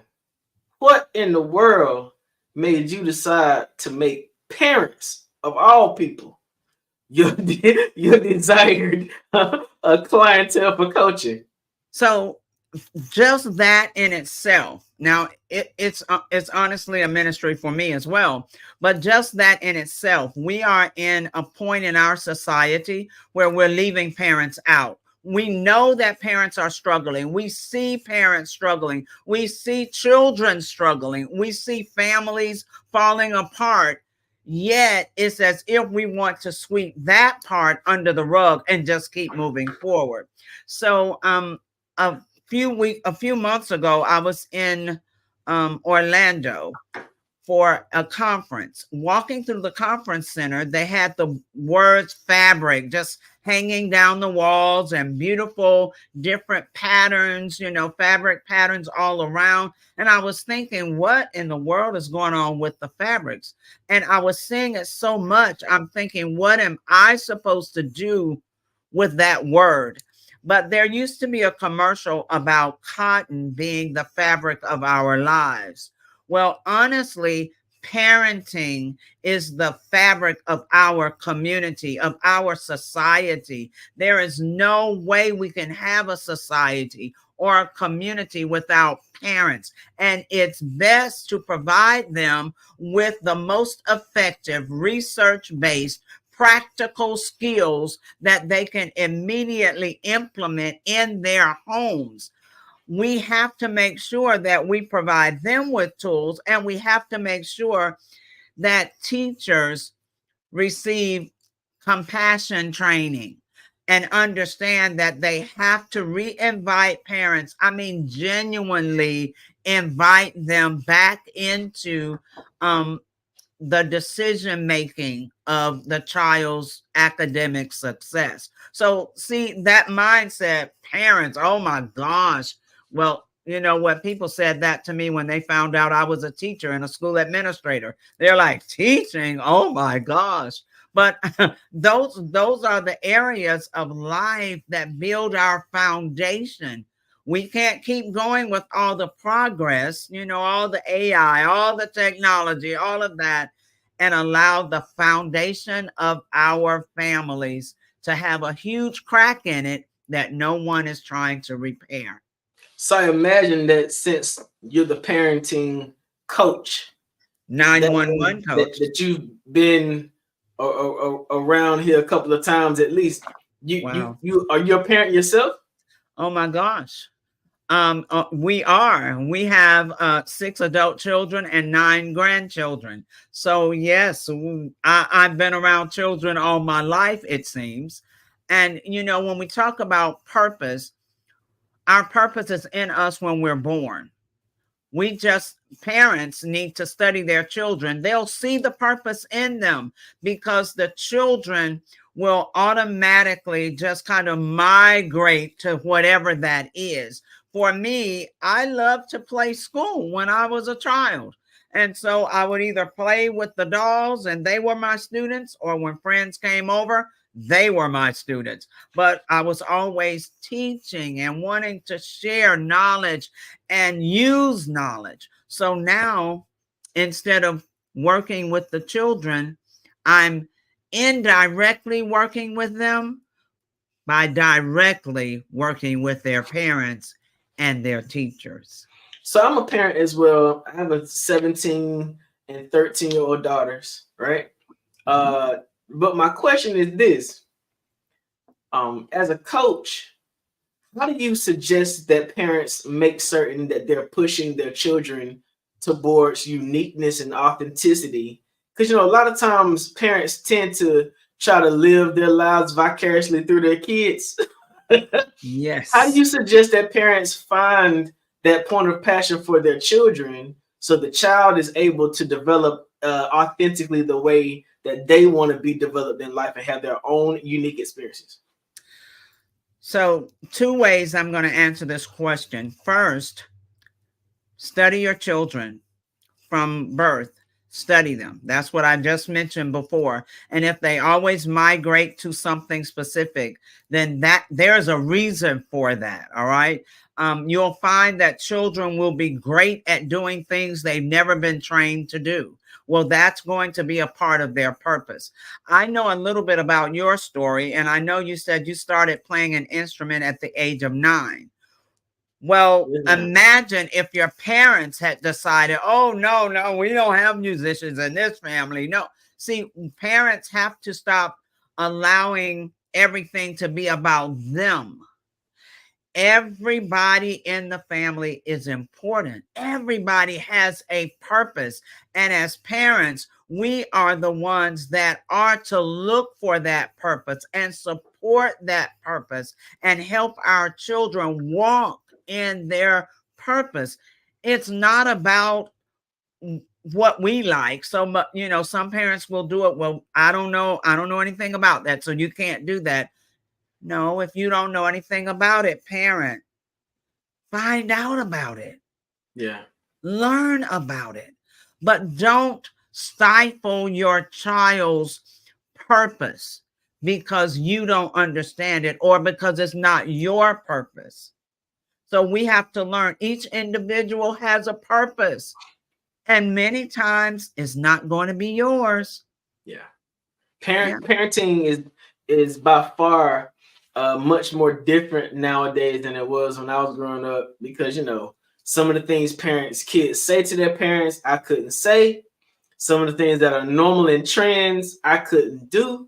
So, you know, I imagine that you've had to go through a whole lot of introspect, retrospect, reflection, a whole lot of research to even be able to identify best practices for this generation of kids, right? Absolutely. How is parenting different now than it was in the past? Is there a different approach necessary to help parents learn how to be more effective? Yeah, so I'm so happy you said that parenting was different and not that children are different. My oldest aunt was almost 100 when she passed away, 99.9 years old. And she would always remind us that children come here the same way they always have. She said, children are not so different at all, but it's the parents and the parenting that's different. So in today, we have so many different reasons. There's not, you know, a one size fits all. But for some younger parents, they may not have had a parent to model for them, at least not to model good parenting. So therefore, they may not know. As one mother said, she was overcompensating, buying, I mean, absolutely everything she could afford for a 1-year-old who cared nothing about 99.9% of the stuff that she was buying, but she was doing all she knew to do. And in questioning her about it, she said, I didn't have a mom in my home. I don't even know what it looks like to have, you know, to just be a good mother. I don't have a model. So for some parents, they're struggling because they didn't have a model. Whether it was a mom or dad, you know, they didn't have a good, wholesome, productive, caring, nurturing, structured model. For some who had a good model, they're so bent on not raising their children up like they were raised. So they're throwing the baby out with the bathwater, so to speak, instead of them going back and reflecting on the things that helped them that their parents did. Instead of them understanding now more of why their parents did what they did, they're so bent on not doing any of it until they're missing so much of what children need to develop as they grow up. And for others, you know, it's just me, myself, and I. Some parents are just living in their own world and everything is about them, and it doesn't matter what the children need or want or have. So as you're coaching different reasons. So as you're coaching more parents now, do you find that you find things personally that you wish you had done differently as a parent because of what you're learning in your research and how you're applying your techniques to other people? Absolutely. Absolutely. Even as a grandparent, I do things differently as a grandparent. So remember how some children, if there's a range of ages with children at home, and let's just say there's a 25-year-old, that's the oldest, and now there's an 8-year-old. Well, the parent has also changed and hopefully grown in wisdom. And so they're not going to parent that 8-year-old the same way they did the 25-year-old. They were learning how to be a parent then. And now they know a little bit more. So yes, it is different. I've learned so much through research, through just living, becoming wiser. And I tell parents often, please don't hesitate to apologize to your children. Let them know if there is something that you've learned you could have done better. It's not so much that you were wrong, but you could have done better. There, you see where there could have been improvement. If you possibly can, apologize. Just say, I was wrong. I made a mistake. My bad. I'm sorry. I'm human too. And oftentimes we don't let our children know that we are human, and we have them thinking, you know, we can do no wrong. Like whatever I says goes. But sometimes what we say is not correct. Do you find that coaching parents of Black children now is a little bit more sensitive than it may have been in the past because of how delicate our social structure has become? I mean, I'm from Florida, have been there for a little while, been there 7 years, and the infrastructure in that state is quite different from any other place in America. And raising a child in Florida as a Black family has got to be unique because of all of the erasing that is happening in our school system as an education about where Black people came from. What is it that parents need to do to make certain that Black boys and Black girls are locked in on who they are, and how do they navigate the challenge of doing that in the 2024 type environment? First of all, they have to be real. I mean, you have to be real with your children. You have to be honest with your children. And so oftentimes like a selfie. You only want the selfie to look cute, you know, but life is not all cute. And we oftentimes walk through a struggle, but we never let our children know we're struggling. And if we never share with them what we're having to walk through and how we are walking through it, they won't know either how to deal with issues. So what I see is the harvest from a generation or two ago, when parents, Black parents as well, mainly, were working so hard, overtime, double shifts, all this extra to get more stuff. Because, you know, we were coming, most of us, out of a poverty place. And so we were trying to get more stuff for our children, have, you know, nice houses and more cars and more this or that, until we left out the training, the teaching, the communicating, the nurturing. You have to spend time with your children for all of those things.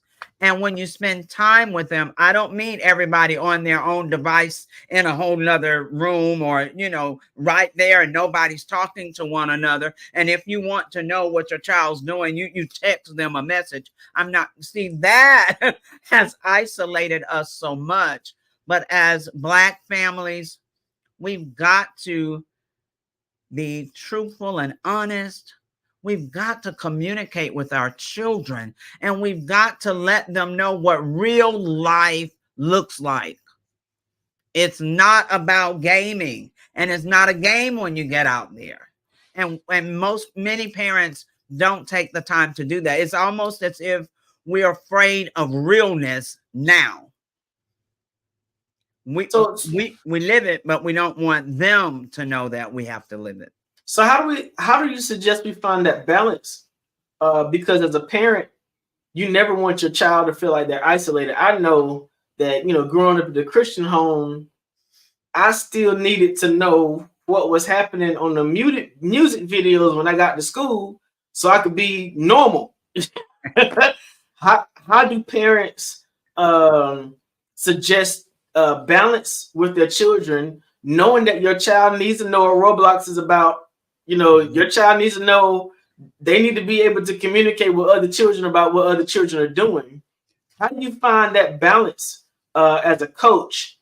What methods or what practicums do you suggest for parents to make sure their children are still locked into a child's world but engaged with their families at the same time? That's going to be a part of communication, good, deep communication. So your children are being influenced by other children. They're being influenced by what's on social media. You know, they're being influenced all the time away from you, or sometimes right there in the house with you. So what is your influence on them? And the only way for you to truly influence them is by talking with them. Now, you need to ask them, not just, oh, you have a good day today? And they're like, yeah, and then that's it. No, that really wasn't a conversation, you know? So you've got to go a little deeper and start asking. If your children, and most of them are, not all, if your children are on social media, or if they, you know, game, if they like to be on Roblox or whatever the case, parents, go in there with them. Find out what the game is like. You don't have to like gaming. You have to find out what your child is interested in, because that opens up communication. If you have nothing in common with your child, what will you talk about? And your child doesn't want to hear about stuff they're not interested in. So parents have to pivot. We sometimes don't understand that we're the ones that have to make adjustments. So pivot, and then go in those rooms and learn about the games and the stuff on TikTok. That's why I do TikTok with Parenting 911, because I know young people are there. My grandchildren taught me how. So, I mean, we have to get involved in what they're involved in. Then we can bring in the realness. So when you're talking about that, right, the first thing that came to my mind in terms of the difference between now and what used to be an imbalance was I grew up in a time and season when corporal punishment was the tone of the day. All right? And I know that can be a sensitive subject for some because every parent has not always been, as we can say, responsible for their role, right? Right. But do you see a significant difference between an era when corporal punishment was more prevalent in comparison to now when parents are afraid to speak to their children too harshly because of the traumatic effects of what that might do to the child? How do you see us navigating that space? All right. So you're talking about your era, so you can imagine my era, right? Okay, that time I was born. So my latest book is You Need a Butt Whipping. Wow. Now that brought back all sorts of triggers and trauma because that phraseology in itself is just rough. Actually, the phrase itself is why it has the name. Gotcha. The phrase itself. Because the book is really about discipline. We don't understand discipline today. We think, so many of us think that discipline is only punishment, nothing else. And that's not what discipline is. That's not even the definition of discipline. Punishment is actually a consequence after a child has been disciplined and then chooses not to do what they've been taught. But discipline is something totally different. Discipline is telling a child what to do, modeling for them what you want them to do and how you want them to do it, then practicing with them over and over the way they need to do it until it becomes a habit. That's discipline. Once you know that they know how to do it, then it's up to them to make a wise decision and choose to do it the way you've taught them and trained them or not. And if they choose not, that's when a negative consequence comes. This is sort of the difference. Back in the day, we'll use that, whether your day or mine, doesn't matter. Back in the day, parents were modeling more for their children. So you saw them, if it was everybody come to the table for dinner, everybody came to the table. If it was, we pray before we eat, or we all work together on a project, or we respect one another, you saw your parents doing that. Well, that makes a world of difference. That's modeling. Many times today, we don't model. We just so often assume that somewhere, somehow, the child knows what we're talking about. And if the child doesn't, they get in trouble. We've got to go back to modeling for our children what we want them to do. So you can't tell them that, well, you have to get off of your iPad or whatever at 8 o'clock. No more for you. And then we stay on it. We're talking to them, but we are on it. We are, Damon, man. No, you have to model for them what you want them to do. Modeling is that part of discipline that we're missing so often. And discipline takes time. And many people at this point in life don't like a process. They want it now, but not go through the time and the sacrifice it takes to get there. So let me say this modeling, right?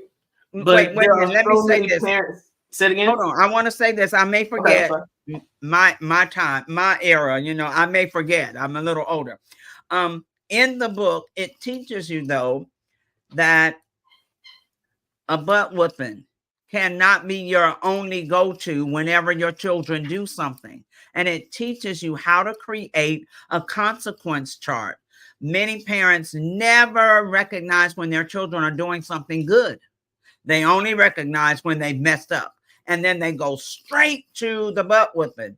But that can't be the case. That shouldn't be the case. That's an injustice to our children. So it teaches you how to create what I call a consequence chart. And you have a list of rewards, and then you have a list of things that your child doesn't like. It might be you lose 15 minutes on your game tonight because you were not willing to do what you needed to do, or you have to do extra chores. I know for some parents that's taboo, but children need chores so they can learn responsibility and accountability and how to figure things out for themselves. So yeah, the consequence chart is in the book as well. That consequence chart sounds like something I know some adults need, a consequence chart. So this leads to my last question, right? The methods that you're talking about now seem a little bit evolved in comparison to the get somewhere and sit down and shut up because children are supposed to be seen and not heard, right? It sort of feels as if there needs to be a lot more intentionality in parental preparation before the child gets here. Oh my. Do you offer that as a service as well? I know that you're doing coaching, but do you offer like pre-parenting classes so that those individuals who want to have a nice little bundle of joy actually know how to love on the bundle? Yes, I can coach if they have, the aspirations to be a parent and they're hoping, or if they're expecting. I even, because of just credentials, I also coach parents with adult children, because many times that relationship starts to crumble when parents don't know how to respect the adult child.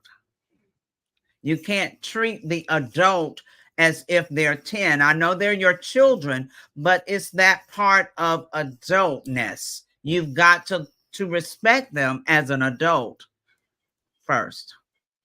Man, we just lost so many viewers, Miss Frizelma, because you told these folks that they gotta respect their adult children. Ain't nobody trying to. We have to have a whole nother conversation about this adult parenting thing. Wait a minute. The parents left, but their children are still watching. Like, yes, oh my God, I'm glad somebody told my mama that she's got to respect me. Yes. Yeah, that little Johnny, don't go say, Mama, I told you, don't do it. Don't do it. Thank you so much, Ms. Frizelma. This has been absolutely amazing. Glad to get more information about you and what you do. Absolutely. Thank you so very much for the opportunity. I love what I do. And until we work on it, the fabric of our society will continue to unravel. Yes, ma'am. Genius is coming. We're going to see each other on the other side. Absolutely. The Black Business Expo's mission is to raise funds for high school seniors going to college or K-12 entrepreneurs. This expo is a fundraiser for students. You may go to www.blackbusinessexpousa.com to donate to the scholarship fund, or use the Cash App that's on the screen below, $BBXUSA. Our goal is to give laptops and up to $5,000 to 10 students.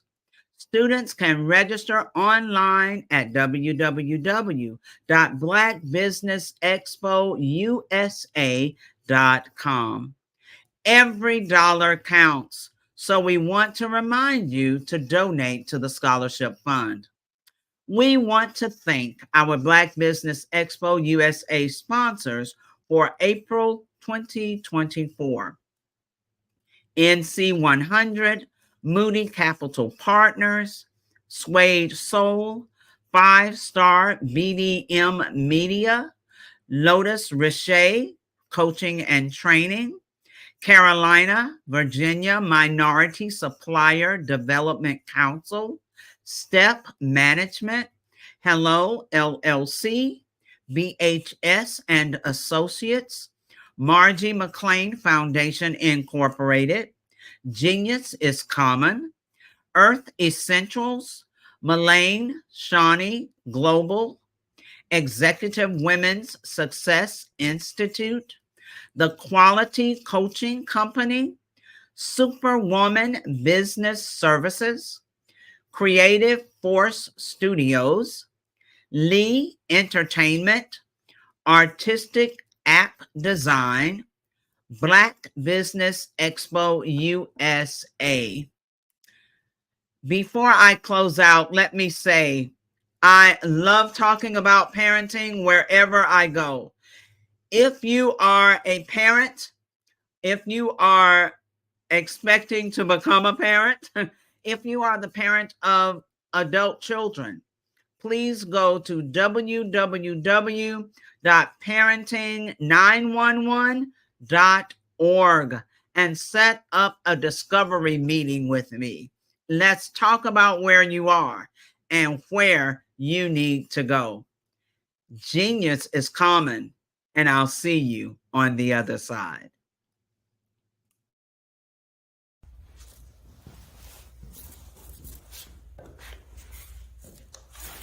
How you doing? I'm Rodney Allen Rippey. Yeah, the child actor. Well, now, leading man. Some of you might remember back in the day, the Harlem Globetrotters popcorn machine. Remember that? Well, it was a Saturday morning special that would come on, and I was there with Geese and Tex and Meadowlark Lemon. Remember the show? Well, I had a great time. And I have to say a huge, huge thank you to all my fans out there. Thank you for all the years of support. I went on from the entertainment industry. I started getting into producing and directing. And now, hey, here I am. I'm a studio executive here in Burbank, California at 2526 Studios. I have to say, it's been pretty good, but the best is yet to come. Please stay encouraged. Keep reaching for your dreams and never forget that genius is common. Remember that. Genius is common. No matter what anyone says to you, no matter how tough the road may get, keep striving. Keep reaching for your dreams. And always know that you are worth it. Everything that you put into yourself, everything good that you pour into your life, you are worth it. And when the times get tough, when things don't go exactly right, it's okay. Dust your shoulders off. Stand up strong. And remember, genius is common.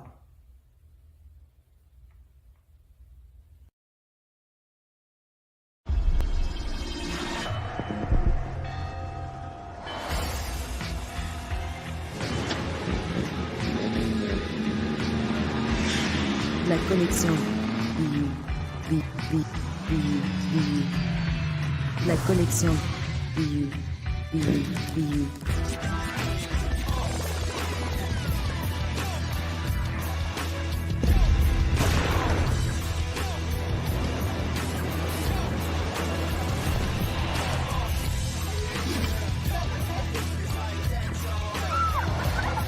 In a world obsessed with the cult of celebrity,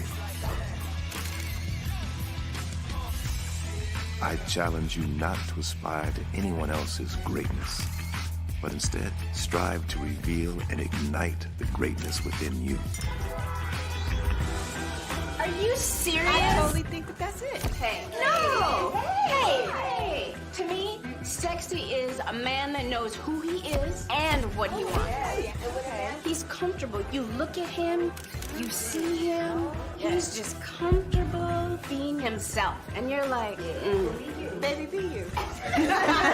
Be you, baby. Just be you.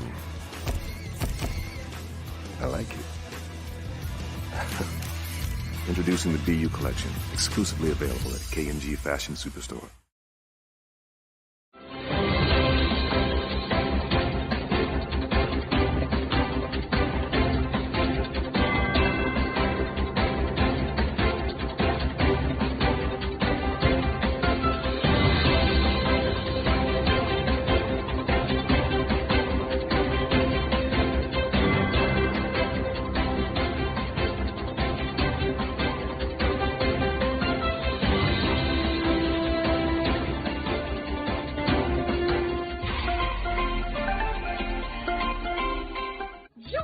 Dr. Eric Kelly III and a host of phenomenal speakers from all around the globe for this 7-day virtual event that you don't want to miss. The mission of the Black Business Expo is to raise scholarship money from kids all the way from high school all the way from college. The Black Business Olympics is one of the largest Black business showcases in the world. It is an opportunity for businesses and companies to showcase their businesses globally. We are going to be giving away laptops up to $5,000 away to students. Again, I'm Olivia Appleberry, the founder of 2 Cents Finance and one of the speakers for the expo. I am so excited to see you there. For more info, go to www.blackbusinessexpousa.com or call 919-308-9090 and hope to see you there. I am Black Business. From the moment I wake until the time I sleep. Yes, I am Black Business. I am Black Business. Tell me, are you Black Business? I am Black Business. Do you support Black businesses? Listen, I support Black business because I am Black Business. Black Business Expo, one of the largest business showcases in the history of Black business in the world. The world! Sign up today at www.blackbusinessexpousa.com or call 919-308-9090. I am Black Business. I am Black Business. From the moment I wake until the time I sleep, I am Black Business. I am Black Business. Are you Black Business? I am Black Business. Do you support Black businesses? I support Black business because I am Black business. Black Business Expo, one of the largest business showcases in the history of Black America in North Carolina. Join Dr. Eric Kelly III and a host of phenomenal speakers from all around the globe for this 7-day virtual event that you don't want to miss. The mission of the Black Business Expo is to raise scholarship money from kids all the way from high school all the way from college. The Black Business Olympics is one of the largest Black business showcases in the world. It is an opportunity for businesses and companies to showcase their businesses globally. We are going to be giving away laptops up to $5,000 away to students. Again, I'm Olivia Appleberry, the founder of 2 Cents Finance and one of the speakers for the expo. I am so excited to see you there. For more info, go to www.blackbusinessexpousa.com or call 919-308-9090 and hope to see you there. I am Black Business. From the moment I wake until the time I sleep. Yes, I am Black Business. I am Black Business. Tell me, are you Black Business? Black Business Expo, one of the largest business showcases in the history of Black business in the world.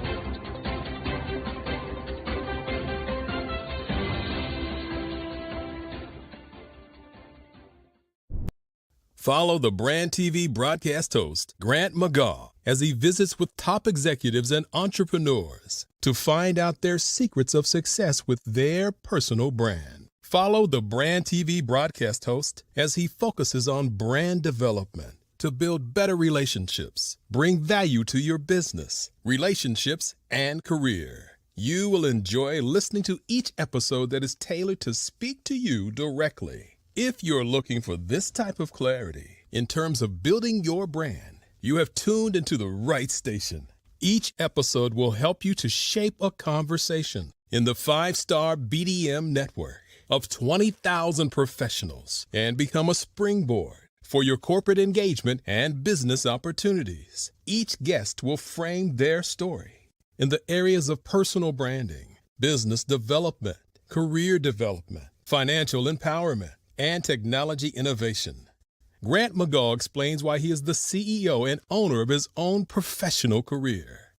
Grant is an accomplished business leader and entrepreneur who wants to give back to individuals to grow their personal brand strategy. Tune in as he weaves his story about new possibilities, while to you exceed expectations. If you love storytelling, this show will make for fun.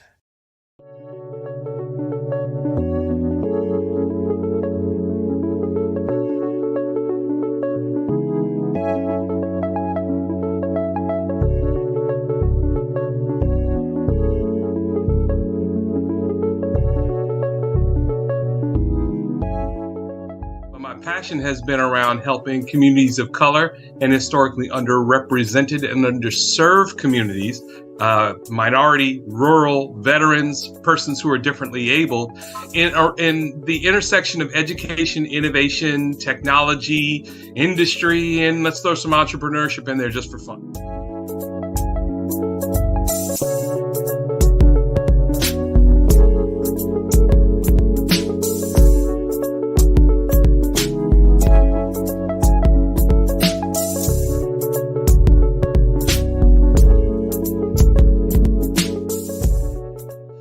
See more around innovation, incubators, accelerators. I love the idea of going from innovation to commercialization.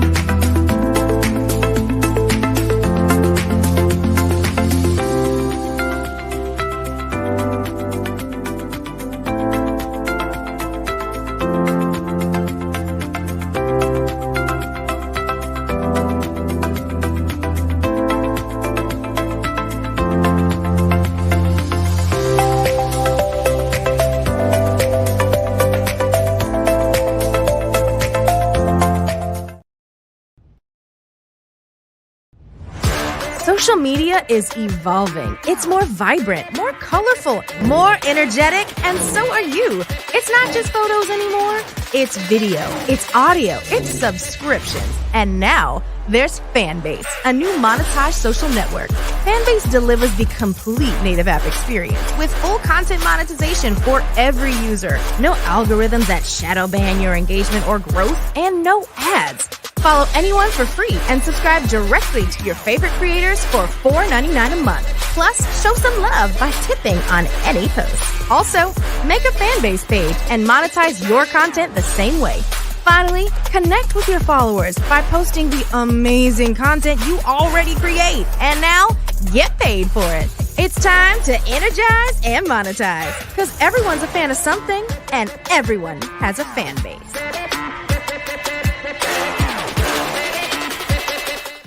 Five-Star BDM, Brand Development Masters, is a professional consulting and advisory group keenly focused on business development services for the small to mid-sized business and entrepreneurs. Although every business is unique, they often share business development challenges that can be addressed through smart branding. Services include process improvement and operations, digital strategy and transformation, business intelligence, digital marketing, and personal branding. Our business and personal branding company has helped a number of professionals and organizations to optimize and grow. This results in more business, more opportunities, better reach, positive outcomes. Visit www.fivestarbdm.com today to learn more. Sometimes you got to hear the news from the Black perspective, and more specifically, Black publishers. And that's exactly why you have to download the Heytie app, the largest mobile app delivering breaking news, videos, and podcasts from 200 of your favorite Black publishers. Yes, 200 Black publishers delivering news as it happens, literally all in one app. Go to HAYTI.com or download the app in the Google Play Store or Apple App Store. It's completely free, along with information that you can trust, so go check them out. Ladies and gentlemen, and fellow professionals, please allow me to introduce myself. I am David Jones, the co-founder and CEO of the Hello LLC, where I am passionately dedicated to guiding individuals and businesses toward their own return on time investment. Time is my only competition. With over 20 years of experience as a corporate C-level executive, I bring a wealth of knowledge and expertise to the Hello LLC. My career journey has been marked by a relentless pursuit of excellence in marketing, strategy, and business management leadership. I have had the privilege of working with renowned Fortune 500 companies such as Xerox, American Airlines, Hilton, and Geico. However, what truly drives me is the transformational work we do at the Hello LLC. We are pioneering a new approach to business in the metaverse, where we empower businesses and individuals to build strong foundations, automate their processes and systems, while thriving in the ever-evolving digital landscape. More than just a 3D digital marketing agency, the Hello LLC is truly a community built on love, kindness, and integrity. We want more for you than from you. As I often say, collaboration is the new competition. In an era where time is the most precious commodity, I am here to guide you toward your own return on time investment, because if time was sold in stores, it would be sold out. With a deep commitment to excellence and a strong belief in the power of community, I don't just lead a company, I lead a movement into the future of business. Ladies and gentlemen, it is both an honor and a pleasure to be your guide on this remarkable journey. I am David Jones, and together, we will embrace a future marked by success, collaboration, and the transformative work we do at the Hello LLC. Hello stands for helping everyone live life optimally. So, let's make that pivot together and start living life optimally today.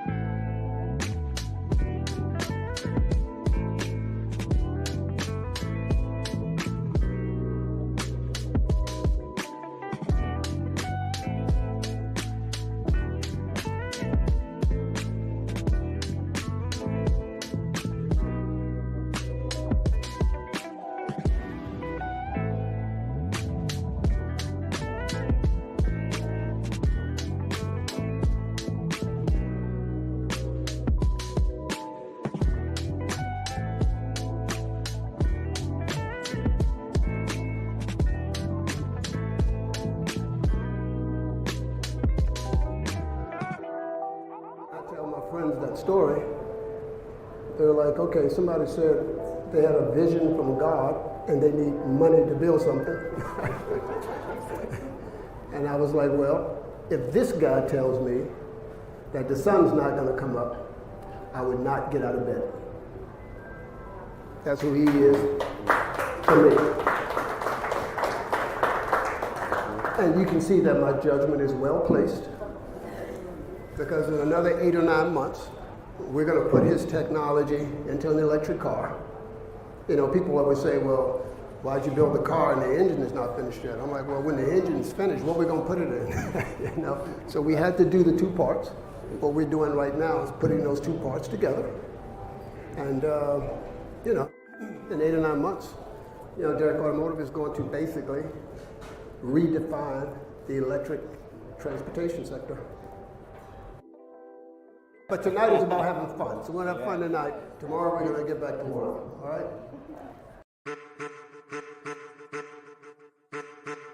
I am a child of the Most High God. He has gifted me in ways that I could not even imagine and didn't know.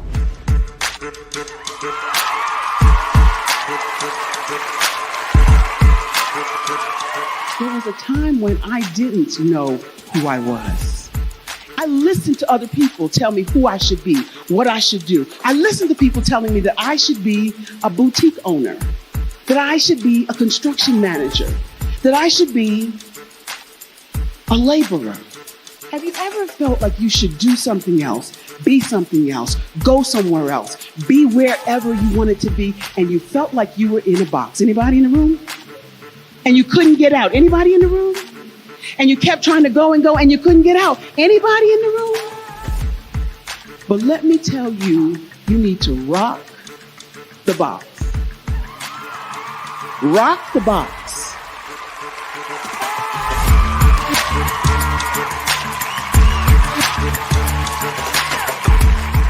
I am engaging, inspiring, and empowering.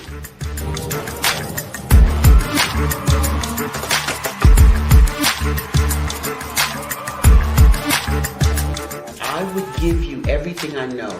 Just by touching you, if I could, by osmosis, give you every single thing I've learned, I've gone through, I know I would.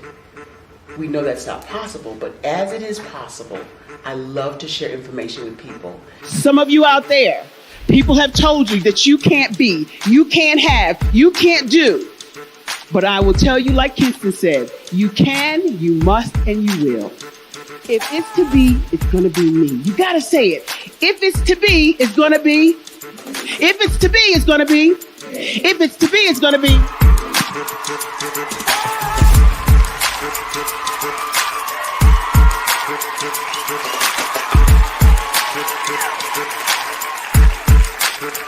Barbara is because she believed what her mama said about her and not what other people told her. Every day you wake up, when you're in a situation, it's your choice whether it's an advantage or the disadvantage. She gained her confidence and her life, and now she is a testimony. If I can help you elevate yourself, then I feel like I'm elevating my own self as well. What you know and I know together can change the world.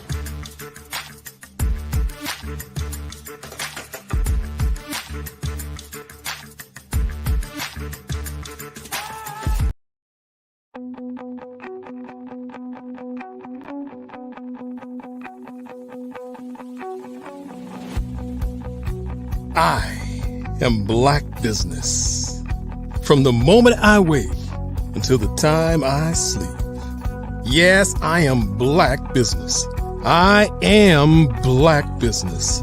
Tell me, are you Black Business? I am Black Business. Do you support Black businesses? Listen, I support Black business because I am Black Business. Black Business Expo, one of the largest business showcases in the history of Black business in the world. The world! Sign up today at www.blackbusinessexpousa.com or call 308-9090. I am Black Business.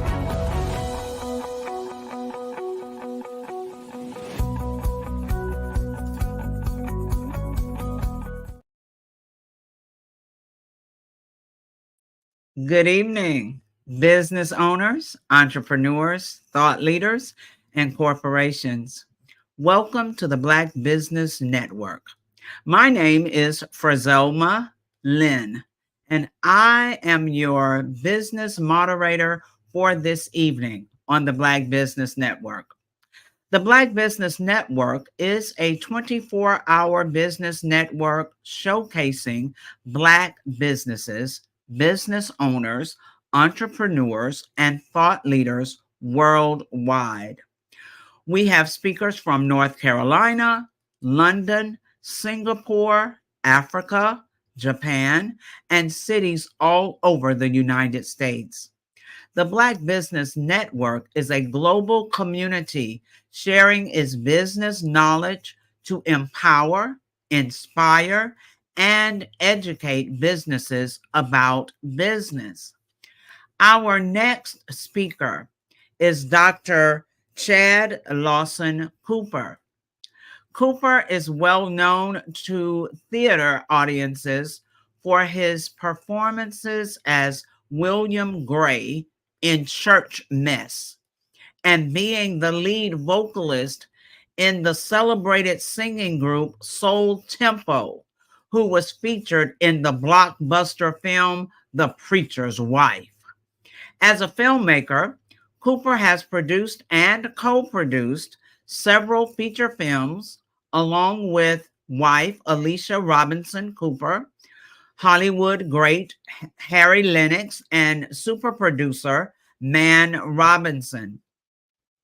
His stage plays are estimated to have grossed over $20 million in revenue year to date. Dr. Cooper has worked with a pantheon of iconic gospel stars and has been featured in several national publications. Cooper attended Florida A&M University and graduated from Springfield College. He earned his bachelor's degree in philosophy and religion and a doctorate in theology. Please join me in welcoming to the stage Dr. Chad Lawson Cooper. Hi. Hello, Dr. Cooper. Well, I'm Dr. Cooper's son. Well, I'm speaking on his behalf. Yes, I'm the second. I don't have my doctorate yet, but it's in the works. It's in the works. Okay, we're going to speak that into existence. I'll still say Dr. Cooper, letting you get accustomed to it. All right. Manifest it. Thank you. Amen. All right. So, RJ Stevenson, we will turn it over to you for an amazing fireside chat. Thank you, Ms. Frazelma. Genius is coming, and I'll see you on the other side. Hey, man, how you doing? I'm doing good. How are you? It is amazing to see you. Where are you at in the world now? Where am I? I'm in New York City right now. I'm at my house. New York City. Yes, sir. No running around for stage plays. I know you got a stage play coming up this weekend, right? Yes, sir. In Seattle. I think it's on the 26th. I think it's next Saturday. So Miss Frazelma told everybody, she sort of introduced your dad, which is amazing. He had to get on a plane and couldn't be with us, but you stepped into his space. Thank you so much. I know you're well prepared to speak on his behalf, but tell us a little bit about yourself. Well, I am a singer and actor myself. I started off performing at the age of 5, and now I am 23. Well, soon to be 23 in a month from now. I have traveled on and off Broadway around the world, and something I'm still practicing right now. I'm in school right now for my senior year, for my bachelor's degree. I'm in business, so that's kind of where my focus has been now. But I still assist my dad on his productions. So you're a senior in college, getting ready to graduate, and also a actor and a musician as well. How does all of that feel to be getting ready to make a strong life transition out of the college environment to move into the world and still have a schedule as a creative? It takes a lot of balance, and I think I have to rely on my faith a lot, just to trust God that I'm making the right decisions, but also following my purpose and understanding how can I integrate my passions and my purpose um, as well as my creative pursuits, but not only that, just my education. How can I make a marriage of those things? So I think it's possible for you to go to school as a creative and get a standard education and find ways to be creative within that fundamental. So why did you choose business? I mean, normally a person that's in creative, they'll either choose music or theater or something like that. Definitely you would having your mom or dad knee deep in acting. What made you choose business as a educational path? Well, I chose business because my mother didn't want me to go to school for anything in the arts, because she was like, well, you already got the training on the road. So, there's no point in you getting a formal education. But I had an opportunity to go to NYU for musical theater, but I ended up turning it away because I had listened to what my mother said, and I just decided to go for business instead. But I also wanted to know a different side of the world. I know about business from the entrepreneurship perspective, but I also wanted to know about business on a global perspective. So that's why I kind of, I guess, was interested in business over all the rest of the degrees. So the Black Business Network is going to be an ultimate platform for you, because this is all about global business from the diaspora. So what is it in business that you're seeking to do once you graduate? Have you thought about a career path yet? Well, I'm pretty similar to what my father does. Just creating an entertainment company, but then also possibly to go to law school and start an entertainment law firm. Those are some of the things that I'll be interested in. It would definitely have something to do with my passion. Got you. Well, I think you're well on your way and well prepared and experienced for those, even at a young age, because of all of the experience that you gained during the plays. What roles have you been in? What kind of participation have you had in your experiences in stage? Well, I think the most integral role that I've had is playing Emmett Till in Justice on Trial. In the production that we're still running now, I played that role since I was 14 years old. So I think that that's kind of been the most, as far as acting goes, but singing wise, I've just sung around in different groups in New York City, with the Taj Walker group in Harlem, just different things like that, different projects, singing background. It's not really been more so anything on acting for me. It's really been more singing wise. I sing at institutional international church in Brooklyn, New York. So, those are really where my talents are really exposed. But in acting wise, it's really been with my father, and it's Emmett Till. Got you. Now, there may be some people who are not familiar with the Justice on Trial play, and you play Emmett Till in a movie as well, right? Yes, sir. Can you give a little synopsis of the background story of the movie so people can become more familiar? Okay, so the show and the movie Justice on Trial is about two civil rights attorneys suing the U.S. Justice Department for reparations for African Americans. So they bring back 3 time traveler witnesses, Harriet Tubman, Emmett Till, and Medgar Evers, to tell their stories to a courtroom in order to encourage the jurors to vote in favor of African Americans receiving reparations. So there's a whole jury deliberation that goes on in this show, and it's a great show. It's very educational, inspirational, and impactful. Gotcha. And you do an amazing job. Oh, thank you. Playing Emmett Till in that production. Every time I do it, it's like you always bring something different to the stage. What's it been like to have the opportunity to play such an icon as Emmett Till, definitely in today with where we are in the landscape of social justice and Black history? I think to play a role like that, it can be very draining, and it has been very draining for me to play that role for several years, because I think you're putting yourself in a vulnerable place that I think as Black men, that we kind of try to ignore this place where we can feel emasculated, knowing that because we're Black, there's a burden on us, that there's a system that's set against us. So I think that's the role, the effect that it has on me. It can cause a lot of indignation playing a role like that. But then also it's just very sorrowful. So, it takes a lot out of me when I do play that role. And I really hope that when people do see this production, if they are interested in it, I hope that you do leave with a burden to fight for justice, because Emmett Till is not just inside of me. When I'm playing him, he's inside of me outside of the costume, and he's inside of you and every one of us as Black men. Gotcha. Now, as in regards to the business of entertainment, stage production can get interesting. Mm-hmm. Especially when, like this weekend, you all are in Seattle. Your dad has been in Seattle pushing tickets, marketing, making certain that the production goes the way it's supposed to. Mm-hmm. And so what are the things that you've seen in your experiences traveling with your dad that caused you to want to be a part of the business end of musical production? I think that he has a unique, distinct way of marketing his shows and his productions that I've not seen anywhere else. So he really markets in the church market, and he will go into the churches and create a partnership with the church community. And that's how he'll market his shows, opposed to just doing radio and TV. He really connects with the community.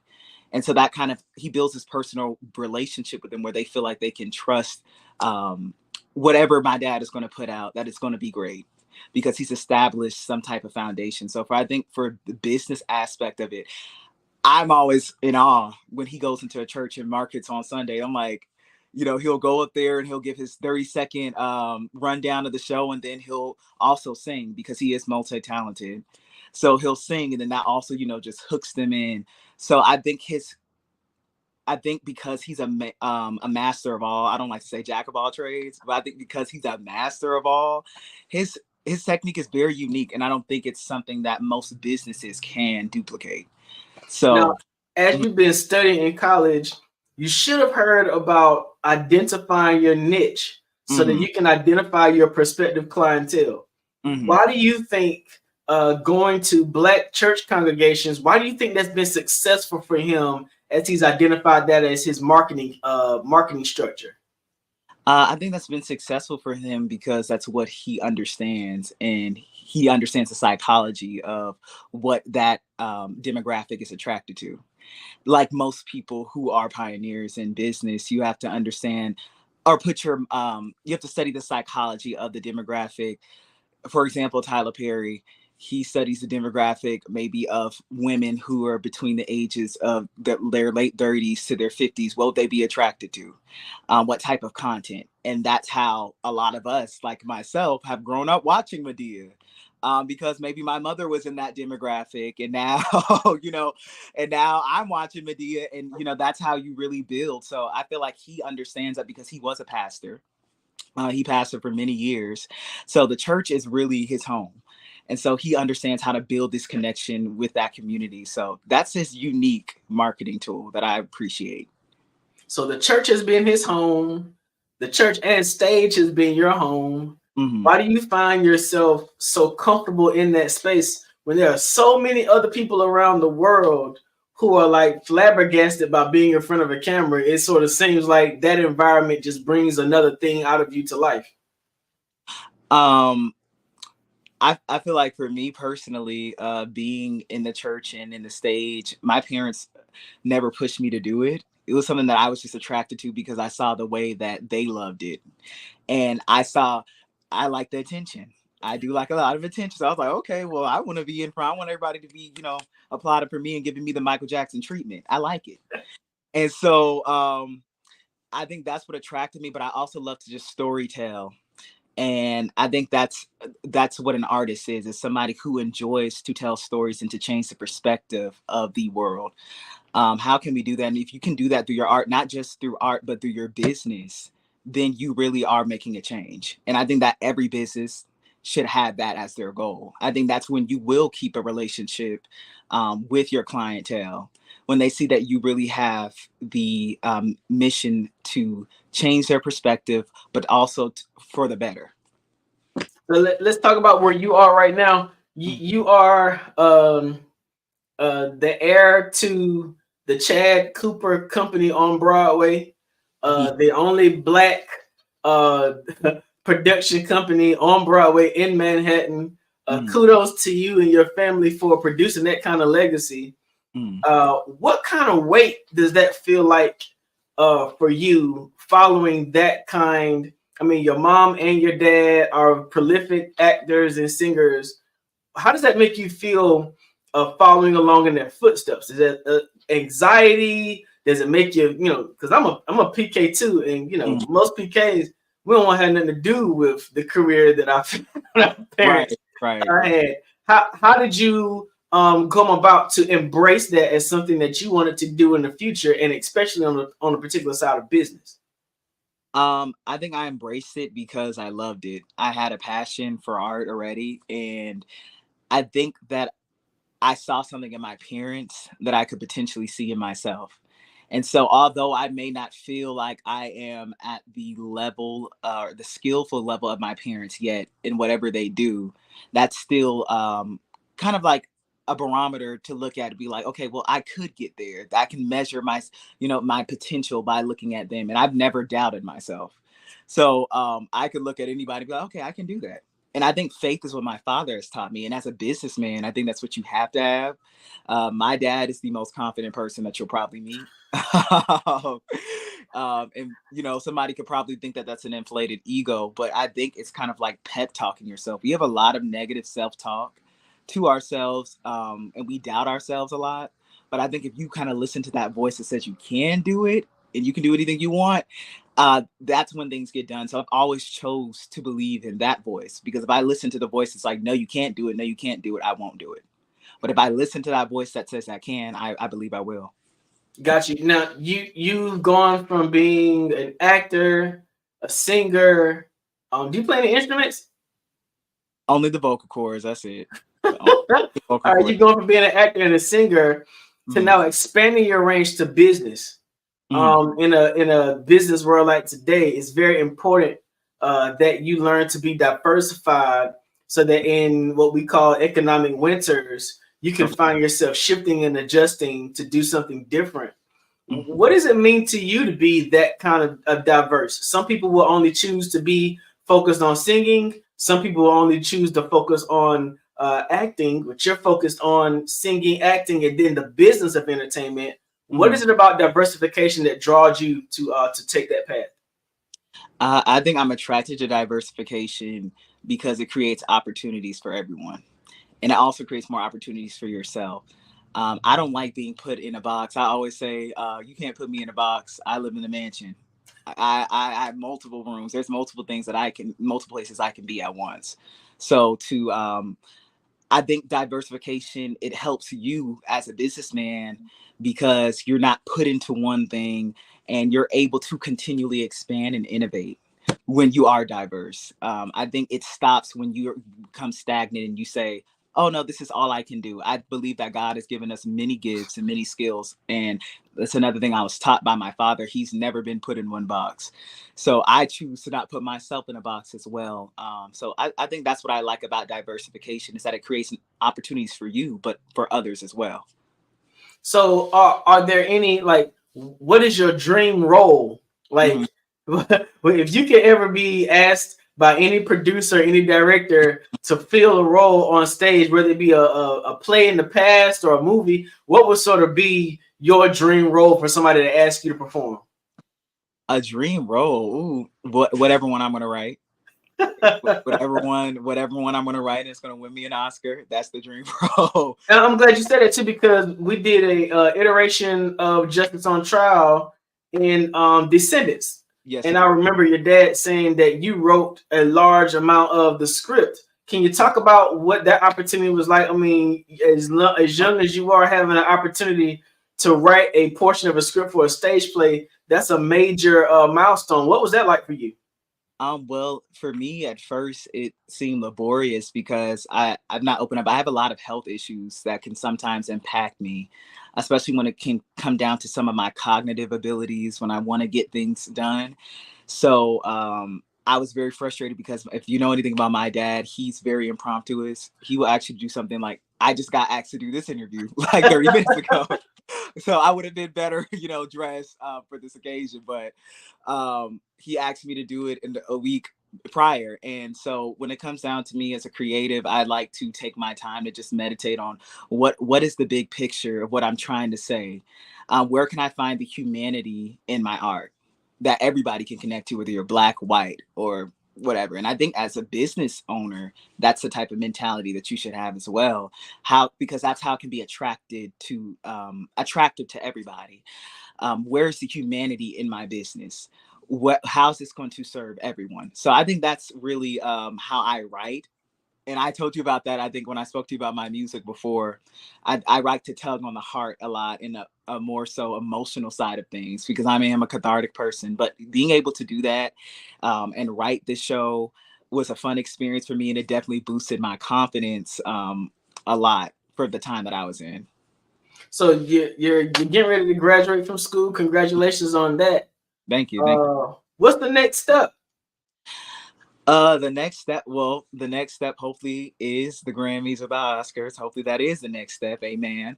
But the next step for me is just, I believe, just success. I believe I have the Midas touch. Anything I touch will turn to gold. So whatever it is that God has for me, but I would just like to be impactful in this world. And through my art and through me as just a person, how can I be an impactful person, even through business? So that's the next step for me. That's amazing. Are you looking at getting a master's in fine arts or anything like that to further your education? So the goal right now is probably to just go to law school. That's kind of like the goal for me, because I do still want to have a license to practice law. That's still a passion of mine. So I will continue to get an education as long as I have the money to. So in terms of law, is there a particular area? Are you looking at entertainment law? Yes, entertainment law. I've been law. told that every family needs a good lawyer somewhere. Right. What kind of law are you looking at doing, and what inspired you to take that path? Entertainment law, because of the field of work that my parents are in and that I am in. I just believe that artists should know their rights. I am an artist advocate. I believe that you should know your rights. I believe that you should not be making less money than people who are not creating the art. And if you can find a way to independently make money, I suggest you do that. And that just goes for business as well. The same rules apply even in business, corporate versus, just being a regular entrepreneur. I just believe that people should be able to be independently financially successful in their businesses. So, one of the responsibilities of parents, especially when we have children who are following in our footsteps and our legacies, is to set them up in a path and a trajectory for success. And I think that this interview opportunity for you has been an amazing nod from your father at his trust in your abilities and your levels to communicate. And I think you have done an absolutely amazing job with this interview. I'm absolutely impressed. I've seen you be Emmett Till, but now I see you be Chad Cooper II, and you're doing just as well. So congratulations to you, man. Thank you so much. I appreciate that. Absolutely. Miss Briselma, we done. All right. I was listening. My heart was touched. I was able to laugh. I didn't cry, but I was able to laugh. I enjoyed you so very much. We have a few more minutes, so I want to just touch on a few things. Touch on them. Reach out and touch. This is 3 generations right here of PK kids. Now, I started laughing when I heard that. I thought, oh my God. Yeah. So that I understand how it helps kind of builds a foundation, gives us kind of that. I like what you said about confidence, gives us some confidence that we can step out and do things. Risk does not frighten us away. It really draws us because we know we can handle it, you know. And I liked what you were saying about how different things have helped build your confidence with the Midas touch. I liked it. I was listening. The humanity, wanting to just connect to humanity. And honestly, as a parenting coach, that really struck a nerve with me, because family is so important, and it should be. And for Black families, we have to realize the importance and bring, you know, the family back together. Yes, ma'am. So that family is important, you know. You talked about not being on a box. Yeah, we don't need to be there. Yes, ma'am. Always outside of the box. I mean, as a child, I was never in the box. I didn't know what the box was until I became an adult. I mean, what box, you know? So we can do what we put our minds to if we're willing to put in the work, really. If we're really willing to put in what we need to and not give up. Yes, ma'am. And the Madea, that tickled me too. Yeah, it's amazing how Tyler Perry has truly affected the world with just Madea. That just, yeah, that kind of blows my mind. And there are so many things to learn from watching Madea. And the diversity. I guess I'll kind of end with that. The diversity. Miss Frizelma, I got a question. Yes. All three of us being preacher's kids and all that, you know, and then Chad having parents who have a strong pull from other people quite often. Chad, what has it been like seeing the sacrifice that you've had to give as a young person, having your parents pulled in so many directions? How have you been able to navigate that? Because I know being preacher's kids, our parents don't belong to us. Right. I think just finding my own voice. And I realized at a young age that I had to do that. The parents that I have are very straightforward. They can be somewhat domineering to some people. But for me, they always taught us how to find our own voice. Even though I do things that are similar to my parents never pushed me to do anything I didn't want to do. They were in ministry, they wanted to sing, but I think that me just figuring out what I wanted to do and be focusing on my passion, it didn't make me, I guess, miss my parents in a way or feel like they were taking anything from me. I understood that what they were doing was something I admired and something I wanted to do as well, which is what she was just saying, which is about humanity. They were helping people. They were saving people's lives. And that's something that I would like to do. So I think I understood that at a young age. That's awesome.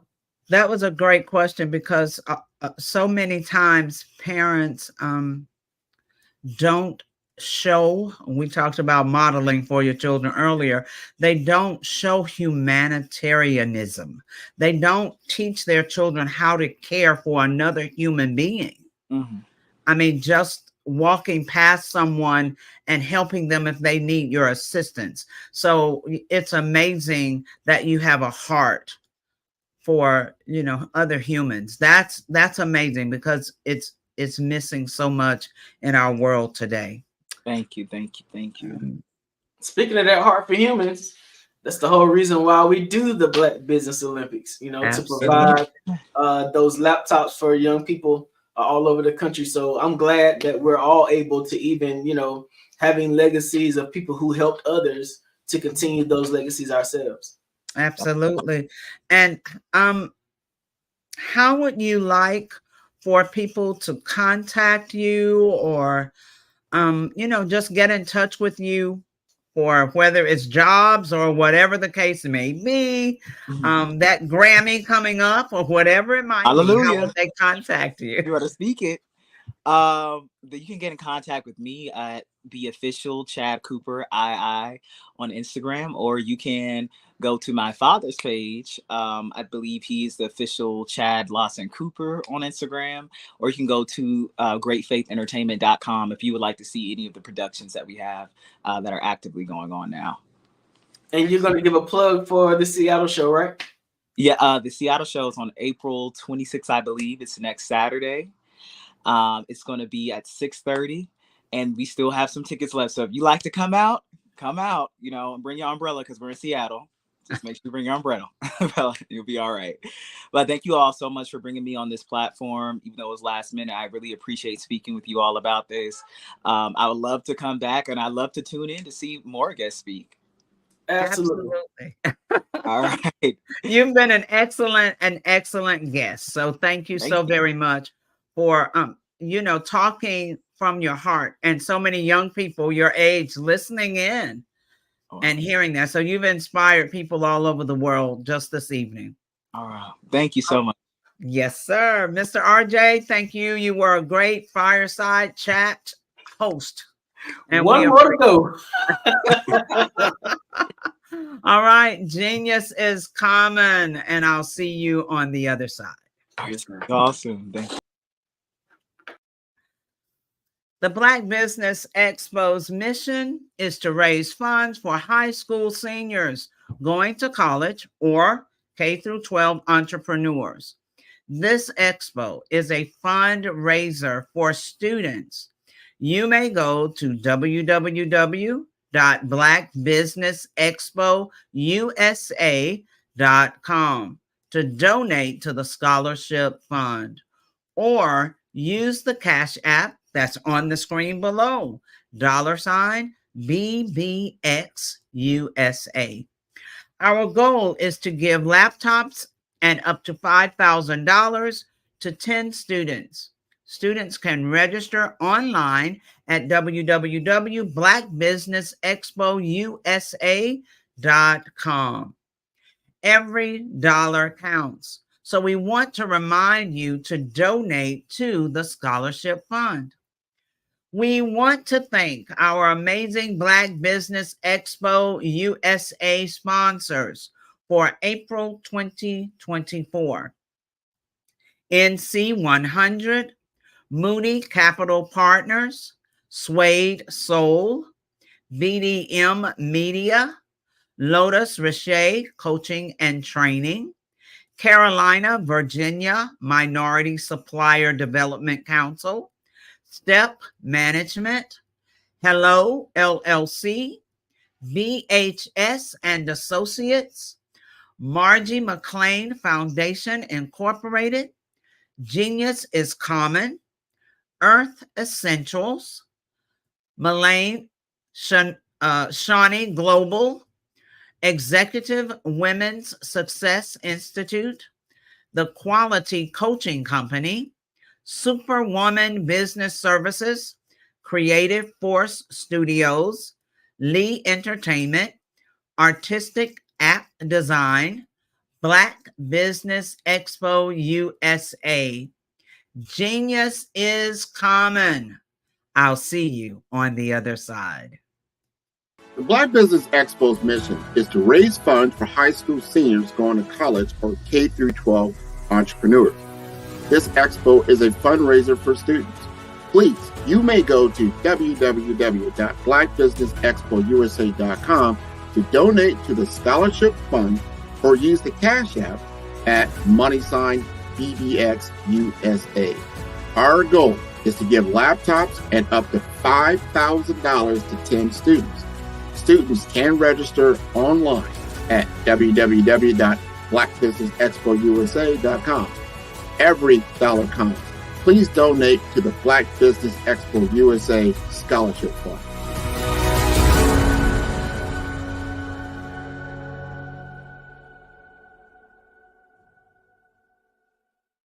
Follow the Brand TV broadcast host, Grant McGaw, as he visits with top executives and entrepreneurs to find out their secrets of success with their personal brand. Follow the Brand TV broadcast host as he focuses on brand development to build better relationships, bring value to your business, relationships, and career. You will enjoy listening to each episode that is tailored to speak to you directly. If you're looking for this type of clarity in terms of building your brand, you have tuned into the right station. Each episode will help you to shape a conversation, in the 5-star BDM network of 20,000 professionals and become a springboard for your corporate engagement and business opportunities. Each guest will frame their story in the areas of personal branding, business development, career development, financial empowerment, and technology innovation.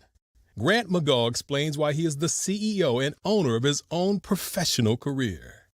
Grant is an accomplished business leader and entrepreneur who wants to give back to individuals to grow their personal brand strategy. Tune in as he weaves his story about new possibilities, while to you exceed expectations. If you love storytelling, this show will make for fun. Hello, my name is Kiasi Helm and I'm 14 years old. I think my genius would probably have to be setting goals and achieving them. I say this because ever since I was young, I always wanted to be an author, and at age 11 I ended up achieving this. But not only did I end up becoming an author, I ended up becoming a public speaker, a publisher, a business owner, all these great things. The name of my business is Written by Kids Publishing Company. I decided to start this company because I thought it was important for me to help kids my age express themselves through literacy and just achieve their own goals. Because to me, achieving goals is the best thing in the world to feel. It's you just achieving things and aspirations that you set for yourself. And I know that everybody is capable of this, because even if you don't end up achieving the goal, you still tried your best, and that's the most important thing. And everybody is capable of this because genius is common. Thank you.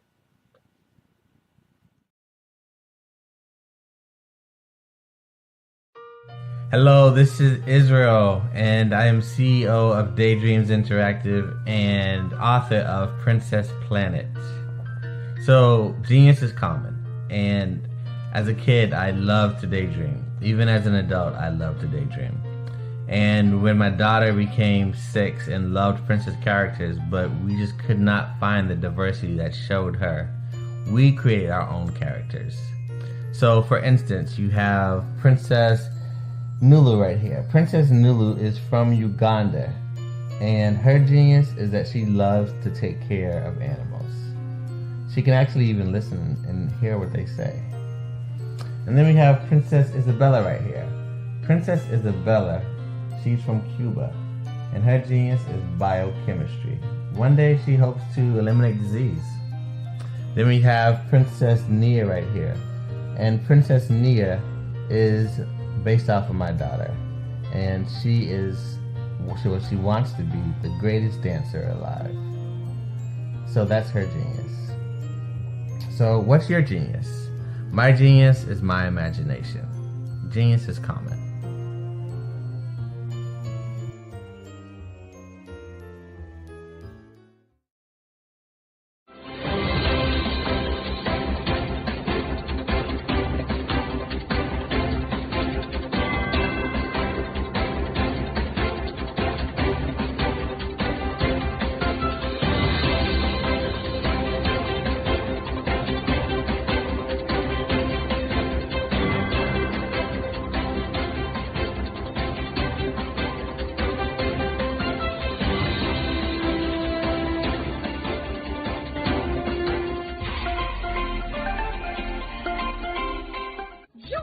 Dr. Eric Kelly III and a host of phenomenal speakers from all around the globe for this 7-day virtual event that you don't want to miss. The mission of the Black Business Expo is to raise scholarship money from kids all the way from high school, all the way from college. The Black Business Olympics is one of the largest Black business showcases in the world. It is an opportunity for businesses and companies to showcase their businesses globally. We are going to be giving away laptops up to $5,000 away to students. Again, I'm Olivia Appleberry, the founder of 2 Cents Finance and one of the speakers for the expo. I am so excited to see you there. For more info, go to www.blackbusinessexpousa.com or call 919-308-9090 and hope to see you there.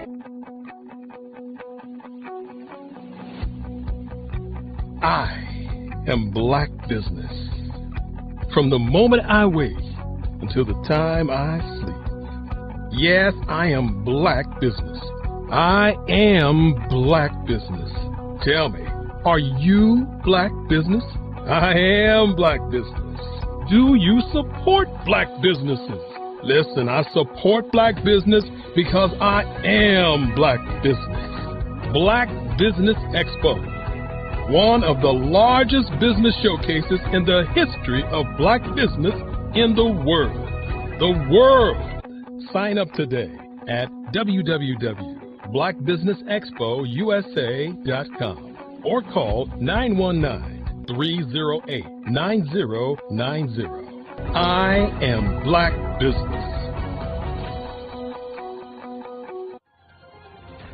I am Black business. From the moment I wake until the time I sleep, I am Black business. I am Black business. Are you Black business? I am Black business. Do you support Black businesses? I support Black business because I am Black business. Black Business Expo, one of the largest business showcases in the history of Black America in North Carolina. Join Dr. Eric Kelly III and a host of phenomenal speakers from all around the globe for this 7-day virtual event that you don't want to miss. The mission of the Black Business Expo is to raise scholarship money from kids all the way from high school, all the way from college. The Black Business Olympics is one of the largest Black business showcases in the world. It is an opportunity for businesses and companies to showcase their businesses globally. We are going to be giving away laptops up to $5,000 away to students. Again, I'm Olivia Appleberry, the founder of 2 Cents Finance and one of the speakers for the expo. I am so excited to see you there. For more info, go to www.blackbusinessexpousa.com or call 919-308-9090 and hope to see you there. I am Black business. From the moment I wake until the time I sleep. Yes, I am Black business. I am Black business. Tell me, are you Black business? Black Business Expo, one of the largest business showcases in the history of Black business in the world.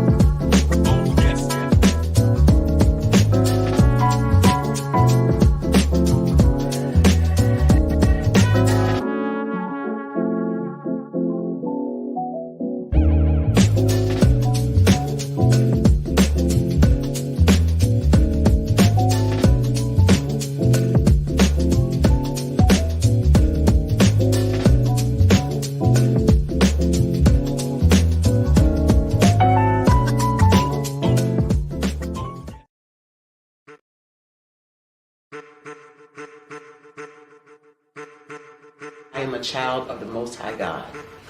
He has gifted me in ways that I could not even imagine and didn't know.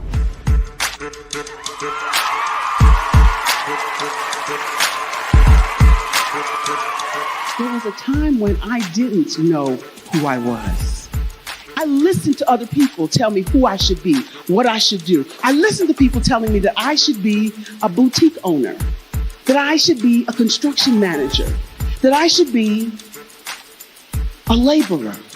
Have you ever felt like you should do something else, be something else, go somewhere else, be wherever you wanted to be, and you felt like you were in a box? Anybody in the room? And you couldn't get out. Anybody in the room? And you kept trying to go and go and you couldn't get out. Anybody in the room? But let me tell you, you need to rock the box. Rock the box.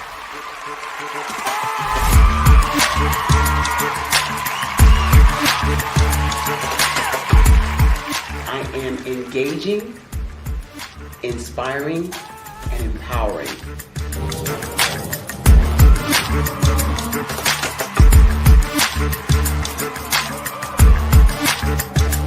I would give you everything I know. Just by touching you, if I could, by osmosis, give you every single thing I've learned, I've gone through, I know I would. We know that's not possible, but as it is possible, I love to share information with people. Some of you out there, people have told you that you can't be, you can't have, you can't do. But I will tell you, like Kingston said, you can, you must, and you will. If it's to be, it's going to be me. You got to say it. If it's to be, it's going to be. If it's to be, it's going to be. If it's to be, it's going to be.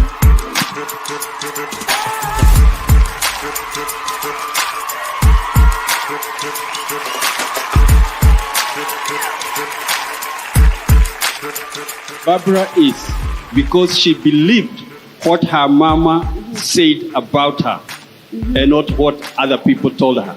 Every day you wake up, when you're in a situation, it's your choice whether it's an advantage or the disadvantage. She gained her confidence and her life, and now she is a testimony.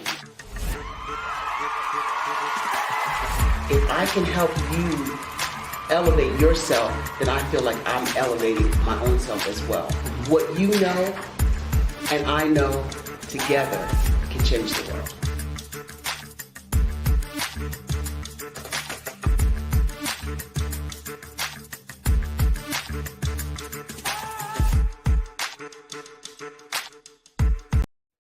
Hey everyone, it's Grant McGaw, CEO of 5-Star BDM and host of the award-winning Follow the Brand podcast and TV series, where I help you to build a 5-star brand that people will follow.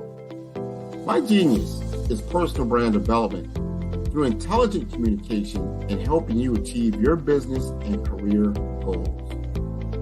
I am a requested speaker on digital technology and brand development issues. I want to work with you to increase the value of your current opportunities while attracting new ones. Every one of you is unique, and we all share challenges that can be addressed through smart branding. As a super connector, I work with you as an executive coach to guide you along the complicated business and career development road, providing the enhancement tools and information you need to succeed. Together, I will help you succeed in today's challenging business climate. I will evaluate and measure your progress. Best of all, I am right alongside you every step of the way. Build the brand called you. Genius is coming.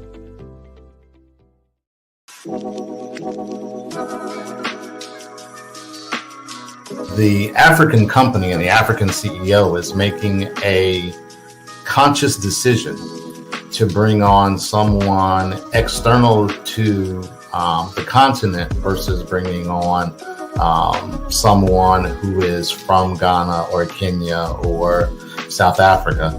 And so the skill sets of the people that we take through our executive leadership training program and ultimately on the placement, obviously have to be extremely high caliber. So what we look for are corporate executives at the vice president to C-suite level, as well as Black entrepreneurs. When we look at the Black corporate executives, we're looking for some very specific skill sets, whether that be around supply chain, sales and marketing, engineering, product development. We want our folks to be able to add immediate value to the corporate board, right? And the other thing is, even if they don't necessarily have specific industry experience, they're bringing a diversity of thought.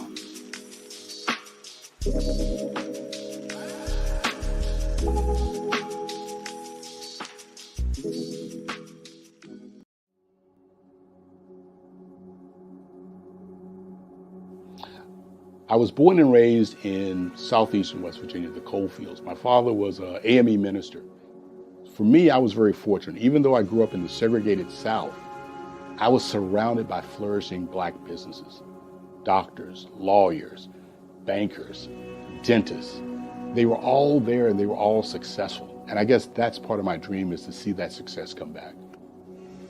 My name is Joseph Simmons, and I am the founder of the Center for Micro Entrepreneurial Training. We have this moment in time where we can change the trajectory of people. And our focus is on women, Black and brown entrepreneurs, and their access to capital, their ability to build thriving businesses, the ability to employ people. There's a study that showed that in those three communities, especially Black and brown communities, $1 stays in those communities for 30 minutes. In white community, $1 stays in their communities for 8 hours. So think about it. For you in a Black or brown community to get gas, to get food, to go to a restaurant, you've got to leave your community, take those dollars out of that community and take it to another community that's already being well served. So if we can reverse that, if we can go from 30 minutes to an hour to 2 hours, that's progress. That's what we need to do. I was with SCORE. And then in May of 2020, of course, the events happened in regards to the murder of George Floyd. The other thing that I was experiencing was the denials of federal funds for small businesses. And it revolved around one thing. These businesses were not being prepared for grants and for government programs. And I came up with the idea for the Center for Micro Entrepreneurial based off those two things. Morgan Stanley had a report out in 2020, first quarter, and they talked about there were 3 groups that were massively devastated by COVID-19 on their business. That was 1, women, number 2, Black, and number 3, brown entrepreneurs. The research showed that they had less cash on hand, they had less opportunity to go into a bank and get money, and they were very dependent on family and friends to keep their business up and running. If we can focus on those 3 groups, then we can have a dramatic impact on our communities. Really, the focus is on 3 areas. And those 3 areas are 1, the people, number 2, the courses, and number 3, a support network. Here at CMAT, we will provide you with the fundamentals for generational success. And you will be creating a vibrant community by attending our 5-day immersive training course.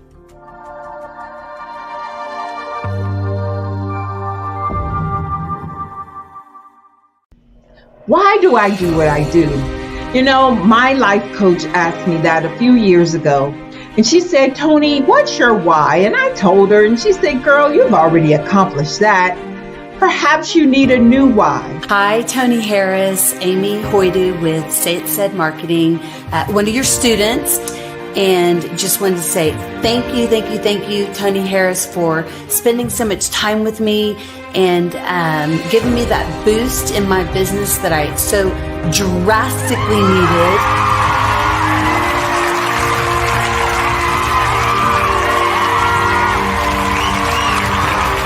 My why is to touch, move, and inspire my clients to take drastic steps to be better than they were before they met me. I'm a resource, I'm a connector. I want to help people build deeper relationships that are beneficial to their life and business. That's what I do best. So, first thing you got to do is show up. And speaking is a way to magnetically attract your ideal client to you. How many of you use social media that way? Absolutely. And this is how you look to the world.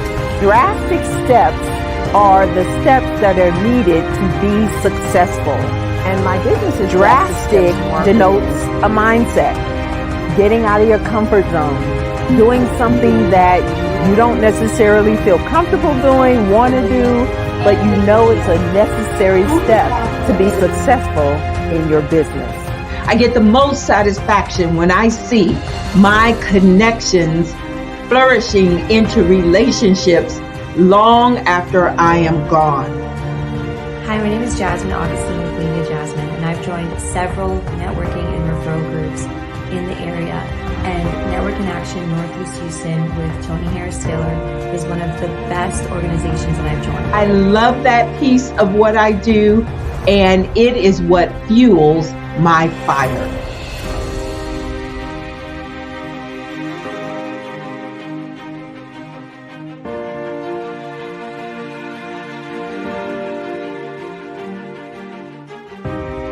My name is Tony Harris Taylor, saying take a drastic step today for a fantastic tomorrow.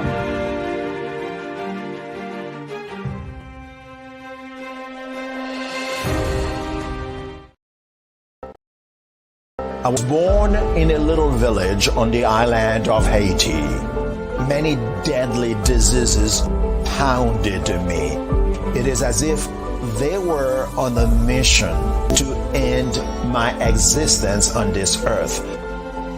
I refused to give up. In 1983, I left Haiti and came to the United States of America. And I came with $5, 2 shirts. I didn't speak any English. I came to Atlanta. I got a job. I was a doorman. I was a doorman with a dream. What I used to come on stage. I'd rehearse this moment that I'm standing in front of you. That's the power of a dream. Maybe today is the day you begin acting as if you already have it. And then step out with full force. Take a risk. No condition is permanent. Don't let your situation distract you. You are chosen. You are called. You are born for a purpose in this life.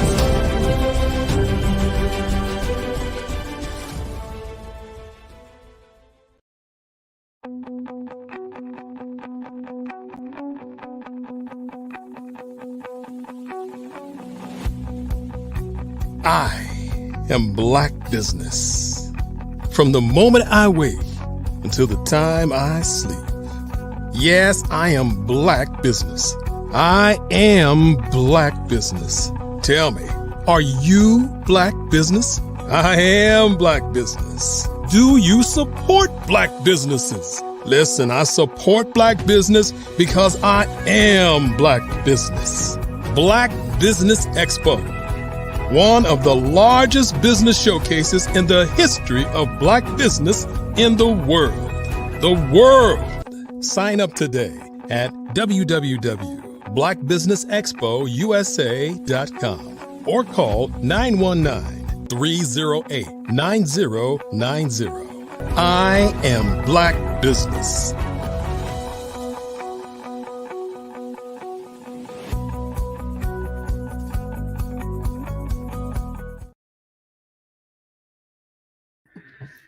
Good evening, business owners, entrepreneurs, thought leaders, and corporations. Welcome to the Black Business Network.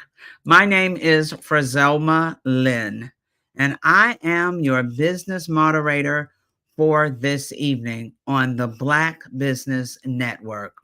The Black Business Network is a 24-hour business network showcasing Black businesses, business owners, entrepreneurs, and thought leaders worldwide. We have speakers from North Carolina, London, Singapore, Africa, Japan, and cities all over the United States. The Black Business Network is a global community sharing its business knowledge to empower, inspire, and educate businesses about business. Our next speaker is Joelle Sylvan. Joelle Sylvan has been an inimitable force behind the scenes as an advisor to numerous music executives, philanthropists, I couldn't get that word together, philanthropists, C-level executives, and children. Mr. Sylvan has an extensive background in technology, sports, and entertainment. Prior to his current career in finance, Joelle worked with a variety of well-known artists, producers, and comedians as a young music executive. Additionally, he secured a partnership with a publishing company, during which he created a marketing consulting company that provided endorsement deals for artists and celebrities in the music industry, pairing them with Fortune 500 companies, bringing sneaker, apparel, and accessory companies into urban lifestyle branding. This led to him becoming a silent partner with Bulldog Bikes for the first urban bike BMX lifestyle company in the world. He is currently a financial services provider with New York Life Securities LLC and the executive producer and host of the Power Moves of radio show podcast featuring celebrities, professional athletes, and key influential executives. Please join me in welcoming to the stage Joelle Sylvan. All right. Nice to meet you, Frizelma Lynn. How you doing? I love that so much. and I love them earrings. Woo! Thank you. We welcome you to the stage. I am looking forward to hearing all about what you do, how you help people, and how you are transforming things in this world. So Mr. R.J. Stevenson will be your gracious host and in this fireside chat. Gentlemen, genius is coming, and I'll see you on the other side. All right. So, I love them glasses too. Love them frames. Power move, Mr. Stevenson. How you doing, baby? What up, brother? Hey, man, just chilling, man. I'm so happy today. Today, my friends, Tribe Called Quest has made it into the Rock and Roll Hall of Fame. Salute to Mary J. Blige. Salute to Dionne, the beautiful Dionne Warwick. Who else made it to the Hall of Fame? I just can't remember the others, but Cher, I believe. But most important for me, the Tribe Called Quest, because of my relationship with their former manager, who rest in peace, Mr. Chris Lighty, baby Chris Lighty. He was the man that when we needed to go on tour, the group that was on my label, we was able to go on a college tour with the Fugees and Tribe. But anyway, this is your show. Man, it's your show. I've been up here all day. We'll talk about you. Listen, man. First of all, we met doing a radio show, the podcast Power Moves, and it has always been. I'm highly connected to music and entertainment, so it's always been intriguing to me to see how you move, like your movements in the music industry and entertainment were real different. Like not being an artist yourself, not being a producer, but being on the side of business deals, being on the side of endorsements, pulling business and music into the same room. You've had some amazing experiences. Now, don't name drop too hard because I don't want no problems. But tell the people a little bit about some of the stuff that you've done and your experiences in the industry? Well, let me put it this way. First and foremost, I want to thank God for putting me in connection with my mentors, Bo and Charles Huggins. And so I started off working with Freddie Jackson, Najee, at the age of like 21, working on these folks' albums and really bringing at the time a breath of fresh air in terms of, I know what's happening in the streets. Funny story was my mentor, Bo Huggins, when we got the music from Mary J. Blige before everybody else heard it, and I was like, "Oh my God, this is crazy! This is bananas!" And he was like, "It's garbage. It's on a 16 track. It's not mixed well." And I'm like, "No, this is what we like. This is what the kids like." Going to 125th Street. Born in Brooklyn, even though the Brooklyn guy, always traveled. So going to 125th Street, on a Friday night, Saturday night, everybody driving their hot whips and they bumping, the mixtapes like the DJ Capri's, DJ SNS, all the DJs that had their mixtapes, people are bumping the cars. And what you heard was folks that could sing on top of raw hip hop tracks. They would take Stephanie Mills songs and have them on hip hop tracks. And so that was coming next. And that's what Puffy took advantage of. At the time, he was Puffy. He was like, "Listen, this is what we got to do." And that's how he made the Mary J. Blige album. It's really a version of the mixtape. And so when we heard it, I was like, this is mind blown. And the person that worked on that album was a publisher, MC. He's with MC, a publisher. He's also my mentor, James Jackson. And he worked on that album. He worked on that album because he got the songwriters, God rest the dead, Kenny Green from Intro was one of the major songwriters. Prince Marky D and Corey Rooney had some tracks on that album. They were part of his publishing company. So he was very instrumental on that project. But at the same time, he was working with us, with Freddie Jackson, because Bo and Charles Huggins had a publishing company over at MCA.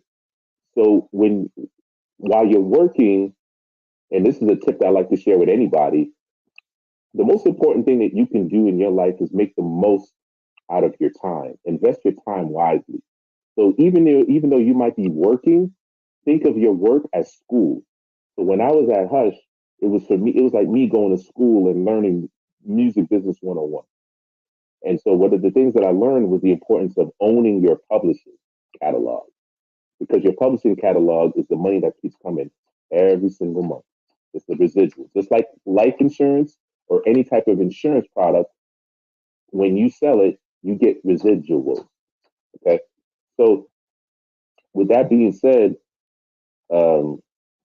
I learned the art of how to make the deal, how to do contracts from that experience, and understanding that at the time, which is a reality now, this is another tip. Your business team starts with your accountant and your attorney. The attorney usually not only protects you, but also the orchestrator of business deals. Why? Because that attorney also represents other business owners. And so if they know that you have a particular need, or they know that they represent certain people, they will connect the dots.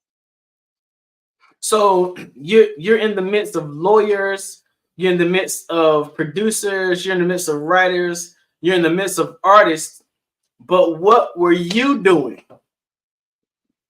So when I first started, I was what's called the production assistant, production coordinator. So we would sit in the meetings and we would talk about, all right, Freddie got a new budget, it's been released. We need to work on these artists. Who are the producers? Who are the hot producers? Joel, I need for you to check Billboard magazine. Look at the top 10 or top 20, and then look at the publishing credits of who are the producers. And that's what I did. And so I would reach out to all these the producers, artists, let them know, hey, I need for you to be on this album. We're working on this new project, and have meetings with them, sit down with them, and then hear their tracks. Because just because they might be a high producer doesn't mean that their music is gonna mesh with the artist. And so I would coordinate that. I would coordinate the studio time. I would coordinate when the music was done and everything was mixed. I would coordinate when we had to go for the mixes. I would coordinate when we had to go to mastering to get the album completed, to turn it into the record company. So I was the do boy. I did it all. I was the guy that had to go get the Chivas Regal at the end of the night. We had the liquor store around the corner, and they were like, "Hey, I need that fifth of Chivas." So it would be about 6, 7 o'clock. Bang! I got to go get the Chivas. Might pick up some Chinese food, and then come back, and then we're still working because we might have to go to the studio a little bit later. We might have dinner with another executive, or a lot of times they used to come to us. So the beautiful thing about Hush Productions, who I worked for when I started, was that they owned the building on Central Park West. They were the only Black people to own the building on Central Park West, which is one of the richest real estates out there.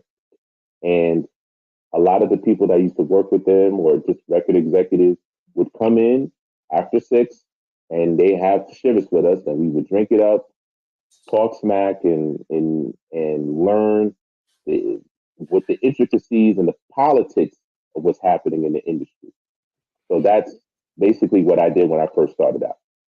So you've gone from that level, which is pretty much entry level into the music industry, really entertainment, because normally you don't even get in the room, like you don't even get access to do nothing. You pretty much sit around, watch, listen as much as you possibly can, do all the little stuff that sort of creates their level of confidence in you, their level of trust in you, and then they sort of feed you a little bit more till you get to the next opportunity, right? So how did you go from there to you've done shoe deals and all this kind of stuff? How did you how were you moving from the music industry and coordinating those opportunities into a diversified portfolio of work? Great question. So here's another tip. There's enough money for everybody. And my philosophy is, and I've always been like this, is when I'm getting put on, I'm looking to bring as many of my people who are talented. They got to be worthy. I'm not just going to put somebody on just because of the fact that they, my friends. I have to look after them a different way. But what happened was, in the summertime, I was volunteering for the Fresh Air Fund. The Fresh Air Fund, what they did was they took inner city kids, they took them out of Harlem, Brooklyn, wherever, and then we went up to upstate New York, up in the mountains for 6 weeks, so that they can get away from the sirens, all the noise, and just really enjoy nature, do arts and crafts, and just kind of be away from the craziness. Because a lot of time during that time, especially, was the crack era. So some of these kids had their mothers and fathers were crackheads.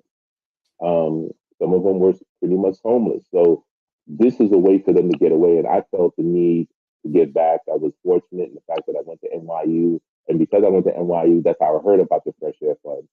So I was committed to that. And so when I went that summer, I ended up meeting up with my future partner, Jimmy Mack. Now, Jimmy Mack was there to talk about entrepreneurship because he was part of this program called the National Foundation of Teaching Entrepreneurship. And so when he was there, he was speaking, talking about, I'm in the music business and my DJ, DJ for Prince, I toured for Prince. And I was like, I know pretty much a lot of people in the industry. I don't know this Jimmy Mack guy. So while he's there, I'm asking him questions like, so do you know this person, And he started answering, but he could tell that I was challenging him. And then eventually, at the end of his talk, we got to speak afterwards. And then I told him, hey, after camp, when I get back into New York, let's get together. So I'm gonna make a long story short because I know you told me you wanted to know the time, and I'm building you a watch. But long story short, we met up, and I introduced him to Bo because in looking at his history, I already knew where my weaknesses are and my strength. My strength is networking, putting things together, things of that nature. But when it came down to marketing and branding, that wasn't my thing. Like the gift of gab is there, but marketing and branding, I realized that was his baby. So I told Bo, hey, we need this guy on our team. This is the youthful energy that we need because, they were older than us. And I was like, listen, you need some fresh energy. And through that converted into a joint venture with ourselves and Hush Entertainment for us to do our own label and management company. And because of that, that gave my partner Jimmy Mack some confidence because now he can say, "Hey, we're part of this record label and music entity," and now he could reach out to a lot of the companies he was dealing with because at the time he came from the BMX world, so he was used to creating sponsorship deals with Fox Racing and Oakley sunglasses and a lot of the companies. And so he took that same skill set and applied it to what we were doing with, at the time, was going to be called Up Jam Entertainment for our artists that we were signing, which we were in charge of like the hip hop. So we had the infamous Craig G. We had some other artists that were not as known, but we were kind of developing them and this, that, and the other. And then he leveraged relationships with Lugs, Reebok, with like I said, Oakley sunglasses, Fox Sports, and that's what converted us to allow us to be able to also do sponsorship deals. And then we were doing product placement deals because we had relationships with pretty much all the majors. So when they were doing videos, we helped source those sponsorships to those folks for the videos. So they loved it for us. So it sounds like diversification has sort of been your line to success. Like you've gone from diversifying in the entertainment industry to insurance, right? How did you we used to talk about power moves all the time and talk about transitioning from one career field to the other. How did you get into financial services? I mean, there's green money in music, but that's a long throw distance away from the music industry. How'd you end up in that industry? I ended up in that industry because I ended up leaving the music industry after being involved for almost 10 years, and then I went into corporate America. And in corporate America, I did some hospitality. I worked in the hospitality industry. I worked in the technology industry, and then eventually I found myself in the financial services because they were recruiting me. When they looked at my background, they were like, "Wow, first of all, they just all in awe, like you were in the music industry. Oh my gosh!" And then they saw my other various backgrounds and they said, "Hey, you know what? Would you be interested?" And at the time, I was like, "Nah, I'm not really interested because it was 100% commission. I had a family, young family. I'm like, nah, I need a little bit of a base salary, and then I could do some commissions." So then I ended up working for a company called USAA. Got into a program. I was selected to get into a program in which they paid for my licenses. So I got my Series 7 license, 63, 66, 65, to allow me to not only understand investments, how to read annual reports, but also how to, invest and how to provide really rock solid advice. Because a lot of times, more than not, most people are clueless on how the stock market works and things of that nature. And so as I studied it and got more familiar, then I was able to really craft myself in focusing on the military because USA was a military company. And so I really hone in on helping our military families really establish that generational wealth because they don't get, and salute to our military brothers and sisters, they don't get paid as much. However, the benefits that they do get, such as their housing is paid for, which is called BAH. The fact that they get money for allowance when they move. They get all these different allowances. And the most important thing is they don't have to put much money down when they buy a house. And so a lot of times I would tell them, hey, listen, you're getting paid. Why don't you just buy a house? Because the money that they're giving you is tax-free money.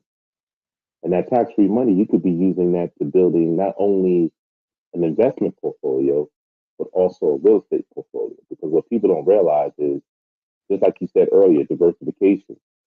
The real estate portfolio allows you to reduce your taxable liability. And if you want more information on that, make sure you get with a good accountant, you get a good CPA person, or you can contact me directly and I can help you build that team. But to make a long story short again, that's how I transitioned into financial services and then where I'm now an independent financial advisor and a consultant.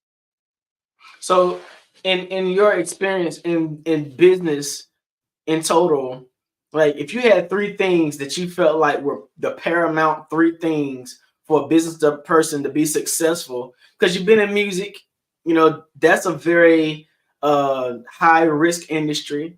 You've been in financial services, that can be a very high risk industry, working off of commissions or even, getting involved in different financial structures. And also there's a good amount of risk equated into that. Ain't too much of it guaranteed, right? If there were three things that a business owner needed to equip themselves with to be successful for the long game, right? What would you say those three things would be? The first one is relationship. I wouldn't be where I'm at today being able to navigate and surf through this business world, because you're going to have ups and downs, and that's the waves of life and the waves of business. It's through relationships, number one. Number two, the second most important thing is you have to be flexible. And number three, always learning. You must always look to learn. Even right now, personally speaking, I'm back in school at Arizona State University getting my master's in legal studies, just to complement, as I'm providing advice, to not just only for financial advice, but just, to support, small business owners when it comes down to doing agreement. Instead of calling it a contract, it's an agreement. And like I said earlier, the most fundamental aspect of being in business is the relationship with your customer, the relationship with your vendor, the relationship with other business owners, because you just never know where the next deal may come from. It may come from one of the three: your customer as a referral, your vendor potentially as a referral, or even other business owners, maybe even competitors. Don't be afraid to talk to your competitors, because what they look for as an ideal customer or client might be and what they may not like might be perfect for you. So you have to have that flexibility. So like you haven't had like the major experience in music industry and then the financial investment and securities industry. What suggestion would you give to prospective youth now who are interested in music? Because the music industry is completely different now than it was in the past.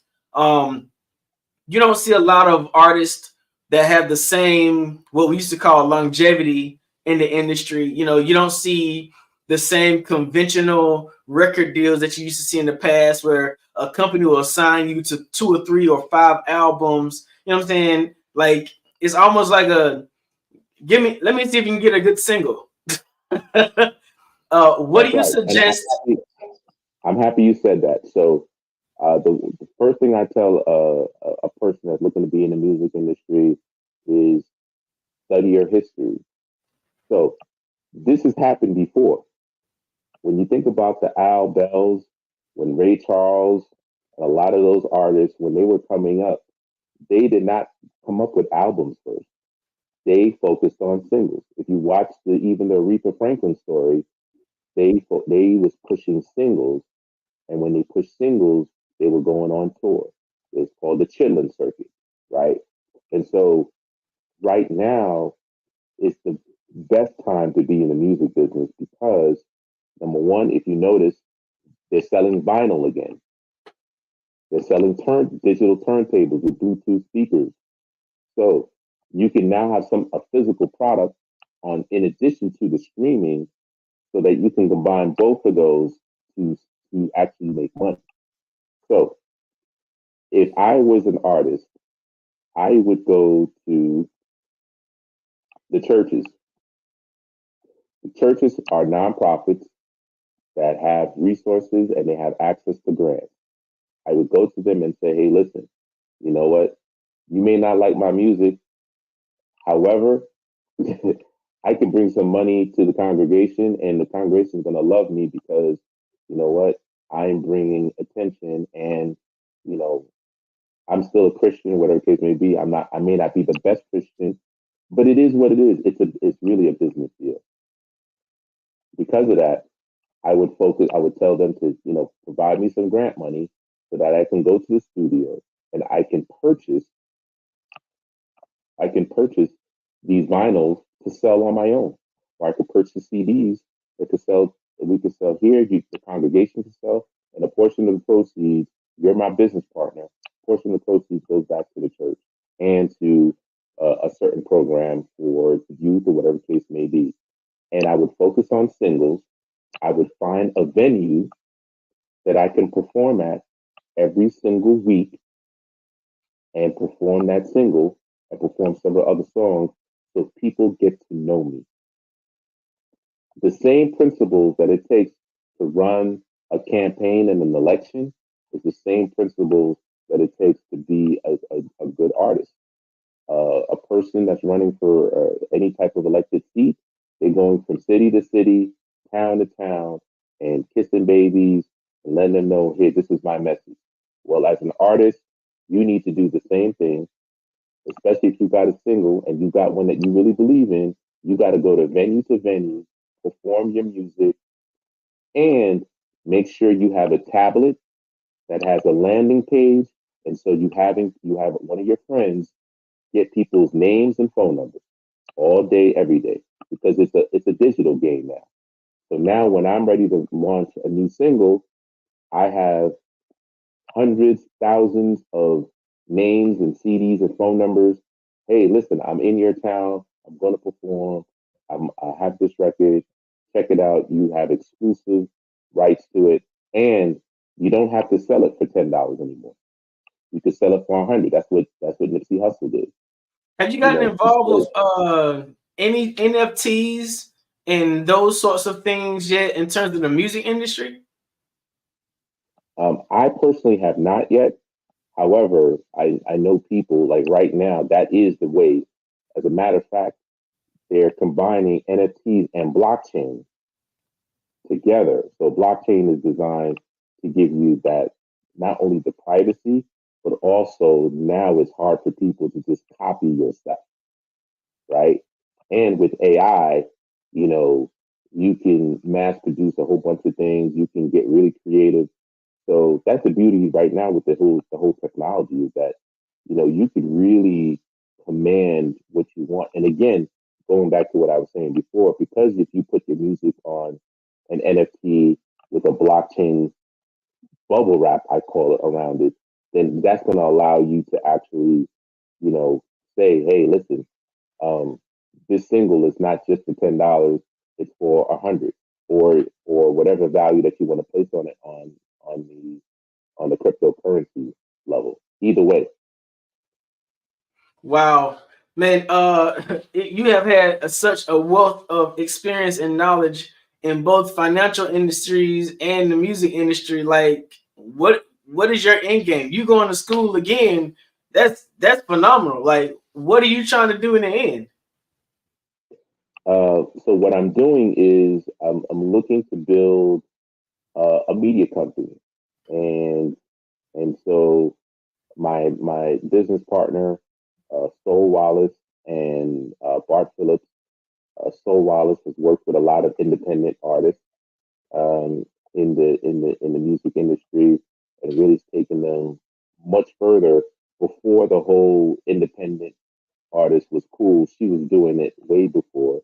And then Bart Phillips, my other business partner, he is, because I'm the owner of the company, so he is the curator of the BET Awards. Uh, he's done the Soul Train Awards, Source Awards. He's done commercials, working with the Black ad agency, the Burrell Communications Agency. He's also done videos, worked on documentaries. Right now, we're working on a documentary for uh, Don Cornelius and Soul Train. So really excited about that. And we have another documentary that we're working on as well, coming soon. Can't really say too much, but it's a global artist. And we're also discussing social change and social justice change. We also have some podcasts that already been recorded, um, that we're looking to resurrect and do similar to what you were saying, almost like that 3.0, where we're going to combine the metaverse with, um, leveraging AI and creating visual backgrounds while telling the story. So, you know, these are all, and so the reason why I'm going back to school is I'm getting my master's in legal studies. So it's not me becoming an attorney. It's like a up level from being a paralegal, right? But my concentration is going to be on intellectual property, because that is the present. It's all about intellectual property is the digital real estate. Okay. And the second thing I'm doing is sports management as a concentration with this master's of legal studies. So I'll be able to negotiate contracts, or review contracts for folks, create agreements, um, also do sports analytics. So the purpose with this master's of legal studies is to create a chief like administrative office for small, medium-sized businesses within that need those services, and that could be outsourced through me and my company. And then so we're helping them create intellectual properties. We're helping them with the HR. We're helping them with, if they're in the music, it's music. If they're a plumbing company that wants to buy other plumbing companies, we can help with mergers and acquisitions. So that's the other reason why I'm doing the master's in legal studies. So that'll be done at the end of 2025. Wow, man, you have a way of transforming and morphing for whatever's ahead in the time, man. I thank you so much for the time you spent. I think this has been a wealth of knowledge you shared. Let them know people how they can let them know how they can get in contact with you. Absolutely. So you can get in contact with me at you can email me at jjsylva,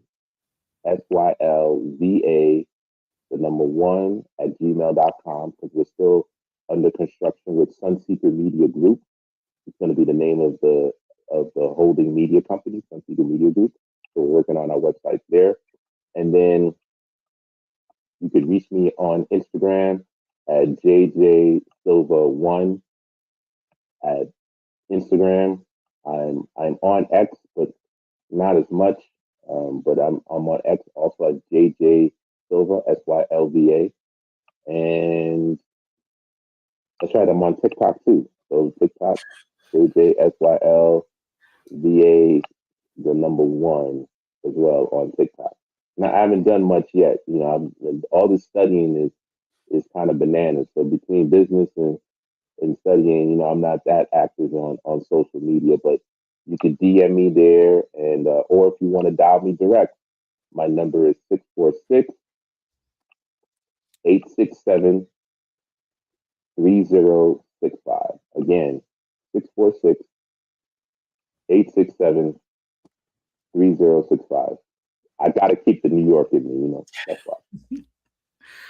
All right, gentlemen, it has been amazing. I was listening, I was taking notes. Oh, look at that. He has the New York cap up. Joel, one thing I do want to say, I love the tip on treat work as school, because we should learn everywhere we go. If we're open, we can learn everywhere. And when work is constant learning, you constantly grow. And so I love that part so very much.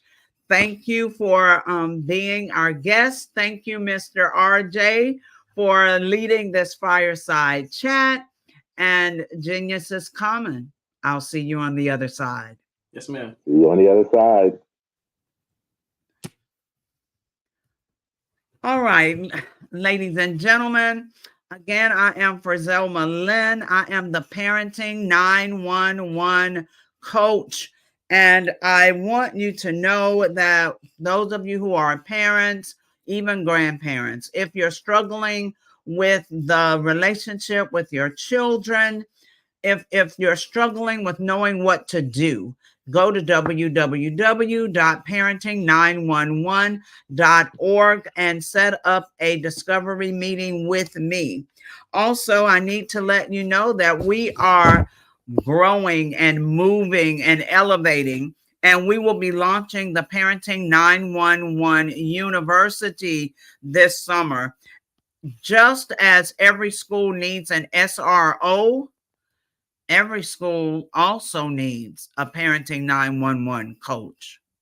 We've got to bring parents back to the decision-making table and genuinely include them in the decisions for their children's academic success. So if you are a retired teacher, a retired educator, recently over the last couple of years, please go to www.parenting911.org, set up a strategy session with me so we can talk about what your future could look like. All right. Now, the Black Business Expo's mission is to raise funds for high school seniors going to college or K through 12 entrepreneurs. This expo is a fundraiser for students. You may go to www.blackbusinessexpousa.com to donate to the scholarship fund, or use the Cash App that is on the screen below, $BBXUSA. Our goal is to give laptops and up to $5,000 to 10 students. Students can register online at www.blackbusiness.blackbusinessexpousa.com. Every dollar counts, so we want to remind you to donate to the scholarship fund.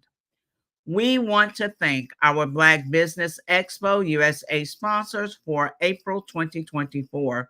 NC 100, Moody Capital Partners, Suede Soul, BDM Media, Lotus Richer Coaching and Training, Carolina, Virginia Minority Supplier Development Council, Step Management, Hello LLC, BHS and Associates, Margie McLean Foundation Incorporated, Genius is Common, Earth Essentials, Mullane Shawnee Global